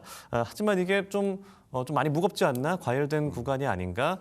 올해 연간 그 두 기업이 합쳐서 300조 영업 실적을 낼 수 있다라는 기대감은 있습니다만 지금 주식의 어떤 무게 좀 어떻게 보세요? 일단은 주식이 무거우면은 하루에 11%가 오를까요? 네. 실적이 그만큼 뒷받침되고 강한 모멘텀이 있고 이와 더불어서 주주 친화적인 정책들로의 전환 이런 것들이 계속적으로 이어질 수 있기 때문에 저희는 성장성 플러스 정책에 부합하는 주주 친화 정책 강화 이런 방향성이 좀 명확하다고 생각하고 있습니다. 네. 워낙 단기간에 가파르게 오른 데 따라서 그리고 좀 과열 양상이 짙어졌고 그리고 상승 필요가 누적된 상황에서 대외 악재에 좀 예민하고 그에 따른 변동성이 커진 건 맞지만 방향성 자체는 흔들리지 않는다라고 생각하고 있습니다. 여기서 변동성이 있다면 저희는 담아야 되는 조정이지 여기서 팔아야 될 조정은 아니다라는 말씀드리고 싶습니다. 네, 앞서 대신증권에서 올해 상반기에 코스피 5,800 가능성에 대해서 말씀을 하셨으니까 SK 하이닉스와 삼성전자의 어떤 올해 흐름으로 봤을 때는 그러면은 상저하고인지 상고하저인지에 대해서는 어떻게 좀 예상을 하십니까? 하반기는 워낙 불확실성 변수들이 많아서 저희는 확인하고 대응하자라는 말씀을 드리고 있고요. 상반기 중에는 충분히 올라갈 수 있는 룸이 열려 있으니까 계속적으로 올라간다라는 말씀을 드리고 있습니다. 네. 그리고 저희가 5,800을 타겟으로 제시드리긴 했지만 워낙 실적 전망이 레벨업되는 과정이 좀 빠르게 전개되고 있어서 실적이 상승하는 상향 조정되는 과정에는 좀 상단을 열어놓고 가져가셔도 괜찮겠다라는 말씀 많이 드리고 있습니다. 예, 그리고 최근에 한 달간 외국인이 7조 이상 팔았다 이런 얘기들이 나오고 있고 사실 자금 이탈이 좀 심상치 않은 그러니까 차익 실현 정도라고 보기에는 계속해서 그 흐름들이 좀 지속되는 것 같아서 이 부분은 좀 어떻게 보세요? 외국인 대거 매도는 2월 들어서 나타난 현상이고요. 네. 그것도 반도체, 자동차에 좀 집중된 모습들을 보여주고 있죠. 1월 달만 하더라도 리밸런싱이었다라고 생각하고 있습니다. 반도체, 자동차에서 팔아서 나머지 업종들을 사는 거. 그래서 1월 보면은 26개 업종 중에 23개 업종을 샀거든요. 그러니까 요 두 개만 빼고 다 샀다라는 거죠. 시장을 샀다라고 보는 게 맞다라고 생각하는데 2월 들어서 굉장히 세게 매도가 출회되고 있습니다. 11월에도 그랬습니다. 11월에도 비슷한 패턴이었는데 환율이 안정이 되기도 전에 실적이 올라가면서 다시 매수 전환됐거든요. 그렇게 본다면은 늦어도 3월 중순, 그러니까 2026년 1분기 프리어닝 시즌으로 들어가면 외국인이 다시금 매수 전환하지 않을까라는 생각을 하고 있고 또 하나의 변수는 그때보다는 원달러 환율이 조금씩 안정을 찾아가고 있기 때문에 환율 안정 플러스 실적에 대한 기대가 다시금 들어오는 관점에서는 아마 3월 중에는 외국인이 순매수 전환하면서 다시금 시장 상승을 이끌어가지 않을까라는 예상을 하고 있습니다. 네, 오늘 대체로 질문들이 좀 시장을 시장을 불안하게 바라보시는 분들 입장에서 네. 질문을 계속 드리게 돼서 이 질문도 드려볼게요. 셀코리아 우려가 다시 뭐 고개를 드는 건 어쩔 수 없는 것 같습니다. 저희가 이제 흐름을 좀 보셨습니다만 외국인 수급 이탈을 좀 막는 조건이라고 해야 될까요? 이런 부분들은 어떻게 보세요? 일단은 어느 정도 매물이 소화해야 되겠죠. 매물을 소화하고 그리고 주가도 어느 정도 내려와서 외국인 입장에서는 이 정도면 많이 소화됐다라고 보는 게 좀 필요한 상황인데 반전의 조건은 무엇보다도 실적, 환율 두 가지라고 생각하고 있습니다. 네. 많은 분들이 물어보시더라고요. 1월 달에 왜 외국인이 샀냐? 환율은 불안했는데 네. 12월 달에 외국인 왜 샀냐? 환율은 불안했는데 그때마다 말씀드리는 것은 환율은 수급을 결정짓는 플러스 마이너스 알파 변수지 완전히 방향성을 결정짓는 변수는 아니다라고 생각하고 있습니다. 예를 들어서 실적이 50% 실적 전망이 50% 상향 조정돼서 그 주가가 30에서 50% 상승할 수 있는 여건이라고 본다면 환율이 원달러율이 10% 오른다고 해서 팔 사람은 없겠죠. 네. 더 센 모멘텀이 있으면 그쪽으로 가는 게 맞다라고 생각하고 있는데 지금의 핵심은 앞서 서두에 말씀드렸던 실적 장세. 그러니까 실적에 대한 전망치가 얼마나 다시금 더 올라서는지 9월, 10월에도 그랬고 이번에 12월 중순 이후에도 그랬습니다. 환율은 불안정했지만 원달러 환율은 불안정했지만 실적 전망이 상향 조정되면서 외국인이 들어오기 시작했거든요. 네. 그래서 3월 중순쯤을 해서 프리어닝 시즌, 그러니까 2026년 1분기 프리어닝 시즌에서 실적 전망이 어떻게 바뀌는지가 제일 중요한 포인트다라고 보고 있고 저희는 그때 상승 반전, 상향 조정이 재개되게 된다면 외국인 수급도 드라마틱하게 반전될 수 있다고 생각하고 있습니다. 결국에는 실적의 흐름이 중요하다. 하지만 그 기대감은 있기 때문에 긍정적으로 볼 수 있겠다는 생각은 듭니다. 저희가 뭐 오늘 이 시간 뭐 반도체 AI 얘기를 많이 나눠봤는데 그 이외의 업종 중에서는 좀 기대가 되는 업종은 어떤 게 있으세요? 일단은 말씀드렸듯이 2차 전지도 굉장히 긍정적으로 바라보고 있습니다. 캐즘이 바뀐 건 아니고 캐즘이 없어진 건 아니겠지만 일단은 미국, 중국, 유럽, 한국 경기가 좀 살아나면 전기차 수요에 대한 부분들도 좀 불안감들도 좀 진정될 수 있다고 생각하고 있고요. 그리고 2차 전지 소재 쪽 원자재 가격들이 좀 많이 올라오고 있거든요. 그런 부분들이 좀 업사이드를 보여줄 수 있다고 생각을 하고 그리고 ESS 수요에 이은 그리고 로봇 수요에 대한 기대감들이 좀 반영되고 있어서 저희는 2차 전지는 괜찮다라고 보고 있고요. 지금 가격대에서 좀 매력적이라고 생각하는 것은 인터넷하고 제약바이오입니다. 대표적인 성장주면서도 최근 많이 못 올랐거든요. 오히려 눌려있다라고 보시면 될 것 같습니다. 이렇게 눌려있는 이유는 저희가 생각하기에는 채권금리 때문이라고 생각합니다. 네. 실적도 굉장히 잘 나올 것이고 그리고 밸류에이션도 과거 평균 대비 낮아져 있는 상태는 맞는데 주가가 눌려있다는 거죠. 그렇게 보면은 그 과거 흐름들을 봤더니 코스피 대비 제약바이오 상대 강도 그리고 코스피 대비 인터넷 업종의 상대 강도를 그려놓고 한국 국채금리를 그려놓으면 정반대로 움직이거든요. 인터넷 상대 강도는 마이너스 0.59 그리고 제약바이오 상대 강도는 마이너스 0.731 정도로 반대로 가고 있는 상황인데 최근 아시다시피 채권물리가 좀 다시금 좀 많이 올라와 있습니다. 만약에 채권물리가 안정을 찾게 된다면 저희는 인터넷하고 제약바이오 대표적인 성장주 그동안 눌렸던 업종들이 반전을 보여줄 수 있다고 생각하고 있어서 지금 가격대에서는 인터넷 제약바이오 그리고 변동성이 있을 때 좀 나아갈 것은 반도체, 2차 전지, 자동차 이런 업종들로 압축해서 말씀드리고 있습니다. 오늘 뭐 조방원 얘기가 좀 안 나와서 네.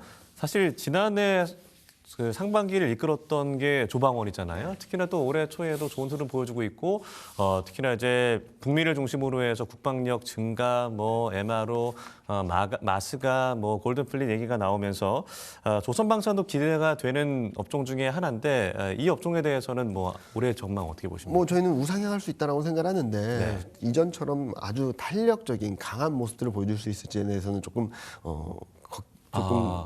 우선순위는 좀 떨어질 수 있다고 생각하고 있습니다. 조선방산기계, 원전 이런 쪽도 계속적으로 잘 갈 수 있다고 생각하고 있고요. 특히 실적이 뒷받침되고 그리고 항공우주라는 테마도 맞물려 있는 방산을 가장 매력적으로 보고 있고 그리고 조선 같은 경우도 마스카 프로젝트나 여러 가지가 맞물려 있어서 긍정적으로 바라보고 있다라고 생각해 주시면 될 것 같습니다. 다만 2025년 상반기나 그 전처럼 시장을 압도하는 상승을 보여줄 수 있을지라기보다는 시장을 잘 따라가는 그 안에서 방산은 조금 더 업사이드를 볼 수 있는 그런 그림이 아닐까라는 예상을 하고 있습니다. 네. 그리고 뭐 조방원 말씀을 하면서 상반기 상승 여력. 그러니까 뭐 올랐다가 지금 좀 빠지는 국면이기도 한 것 같아서요. 네. 상반기 상승 여력이 있다고 보시는 거고요. 네, 네. 전반적으로 업종들이 잘 올라갈 거라고 생각하고 있어요. 근데 지금 중요한 것은 누가 더 잘 가고 누가 조금 더 좀 우선순위에 후퇴하는지를 좀 봐야 되는데 저희가 네. 말씀드렸던 반도체, 2차 전지, 뭐 자동차, 제약바이오, 인터넷은 좀 우선순위, 앞순위에 있다라고 보시면 될 것 같고요. 네. 그리고 조선방산기계 원전 같은 경우는 중간 정도, 그중에서 방산이 그나마 제일 앞서 있지 않을까라는 예상을 하고 있습니다. 네. 그럼 현 시점에서 경기 민감주에 주목해야 된다라는 얘기들이 나오고 있어서 이게 필요한 이유가 뭐라고 볼 수 있을까요?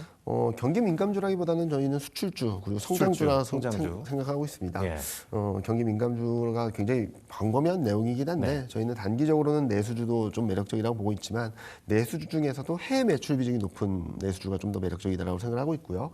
그리고 앞서 말씀드렸던 반도체, 자동차, 조선, 뭐 기계, 뭐 이런 업종들이 전부 방산까지 전부 다 수출 모멘텀을 받는 기업들이거든요.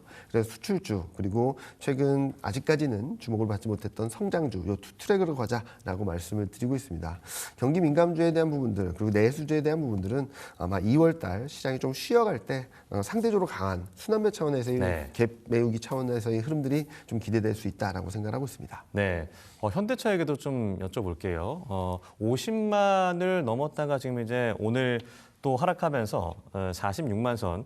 올해 1월 하면은 사실 아틀라스가 좀 주도를 했다라고도 해도 과언이 아닌데 로봇주가 좀 최근에 빠지는 흐름에 현대차도 최근 주가가 좀 많이 빠지는 모습인데요. 앞으로 현대차의 전망도 들어보겠습니다. 일단은 자동차 분야에서도 잘하고 있고요. 네. 미국에서 MS가 계속적으로 늘어나고 있고 과거와 달리 고가 차량들이 잘 팔리고 있는 상황에서 생각했던 것보다 로봇 이슈가 굉장히 세게 들어왔죠.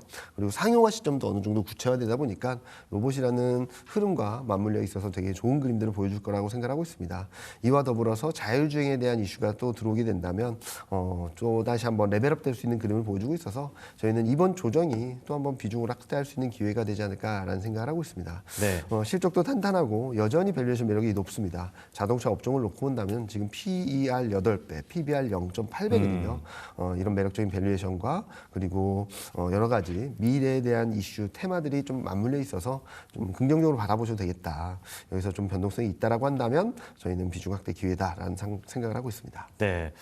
이번 주에는 뭐 케빈 워시 쇼크가 있었고 뭐 각 빅테크 기업들의 실적 발표로 인한 어떤 뭐 우려들이 나왔는데 앞으로 다음 주 그리고 이달 말까지 주목해야 할 주요 이벤트라고 해야 될까요? 네. 변수들은 어떤 게 있을까요? 일단은 고용지표나 이런 경제지표들이 계속적으로 나오겠죠. 예. 이 상황에서 후퇴된 금리나 기대가 얼만큼 올라오는지 그러면 채권금리가 안정을 찾을 것이고 또 다른 성장주에 반등할 수 있는 모멘텀을 줄 수도 있어서 11일로 예정된 고용지표 좀 지켜봐야 된다라는 생각을 하고 있고 또 하나는 이제 중국 물가지표들이 나오거든요. 네. CPI는 소폭 둔화되고 PPI는 마이너스 폭을 줄일 것으로 예상이 되고 있는데 이 과정에서 소비 그리고 뭐 여러 가지 산업 정책에 대한 흐름들을 어떻게 해석하는지가 중요하다라고 생각하고 있습니다.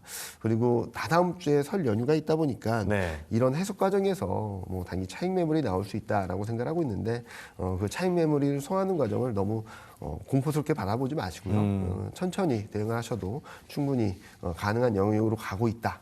지금 5천선이 9배가 안 되기 때문에 네. 8배 수준이라면 좀 진입해도 되는 가격대이다 정도로 해석을 해주시면 감사하겠습니다. 네, 오늘 참 변동성이 큰 장세입니다. 앞으로도 좀 그렇게 되지 않을까 우려하고 있는 어떤 개인 투자자분들 입장에서 한동안의 어떤 주식을 바라보는 어떤 그런 어떤 조언이라고 해야 될까요? 마지막으로 짧게 부탁을 드리겠습니다.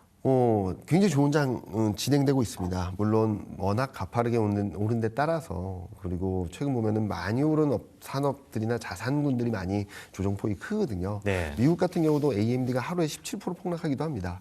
이런 변동성이 있을 수는 있겠지만 방향성이 바뀌지 않는다라고 한다면 이런 변동성은 단기간의 공포가 매수 기회가 될 수 있다고 생각하고 있습니다. 지금은 공포감을 갖기보다는 방향성에 대한 어느 정도의 흐름을 읽고 그리고 좀 전략을 잘 짜나 빠져나가셨으면 좋겠다라는 말씀드리고 있고요.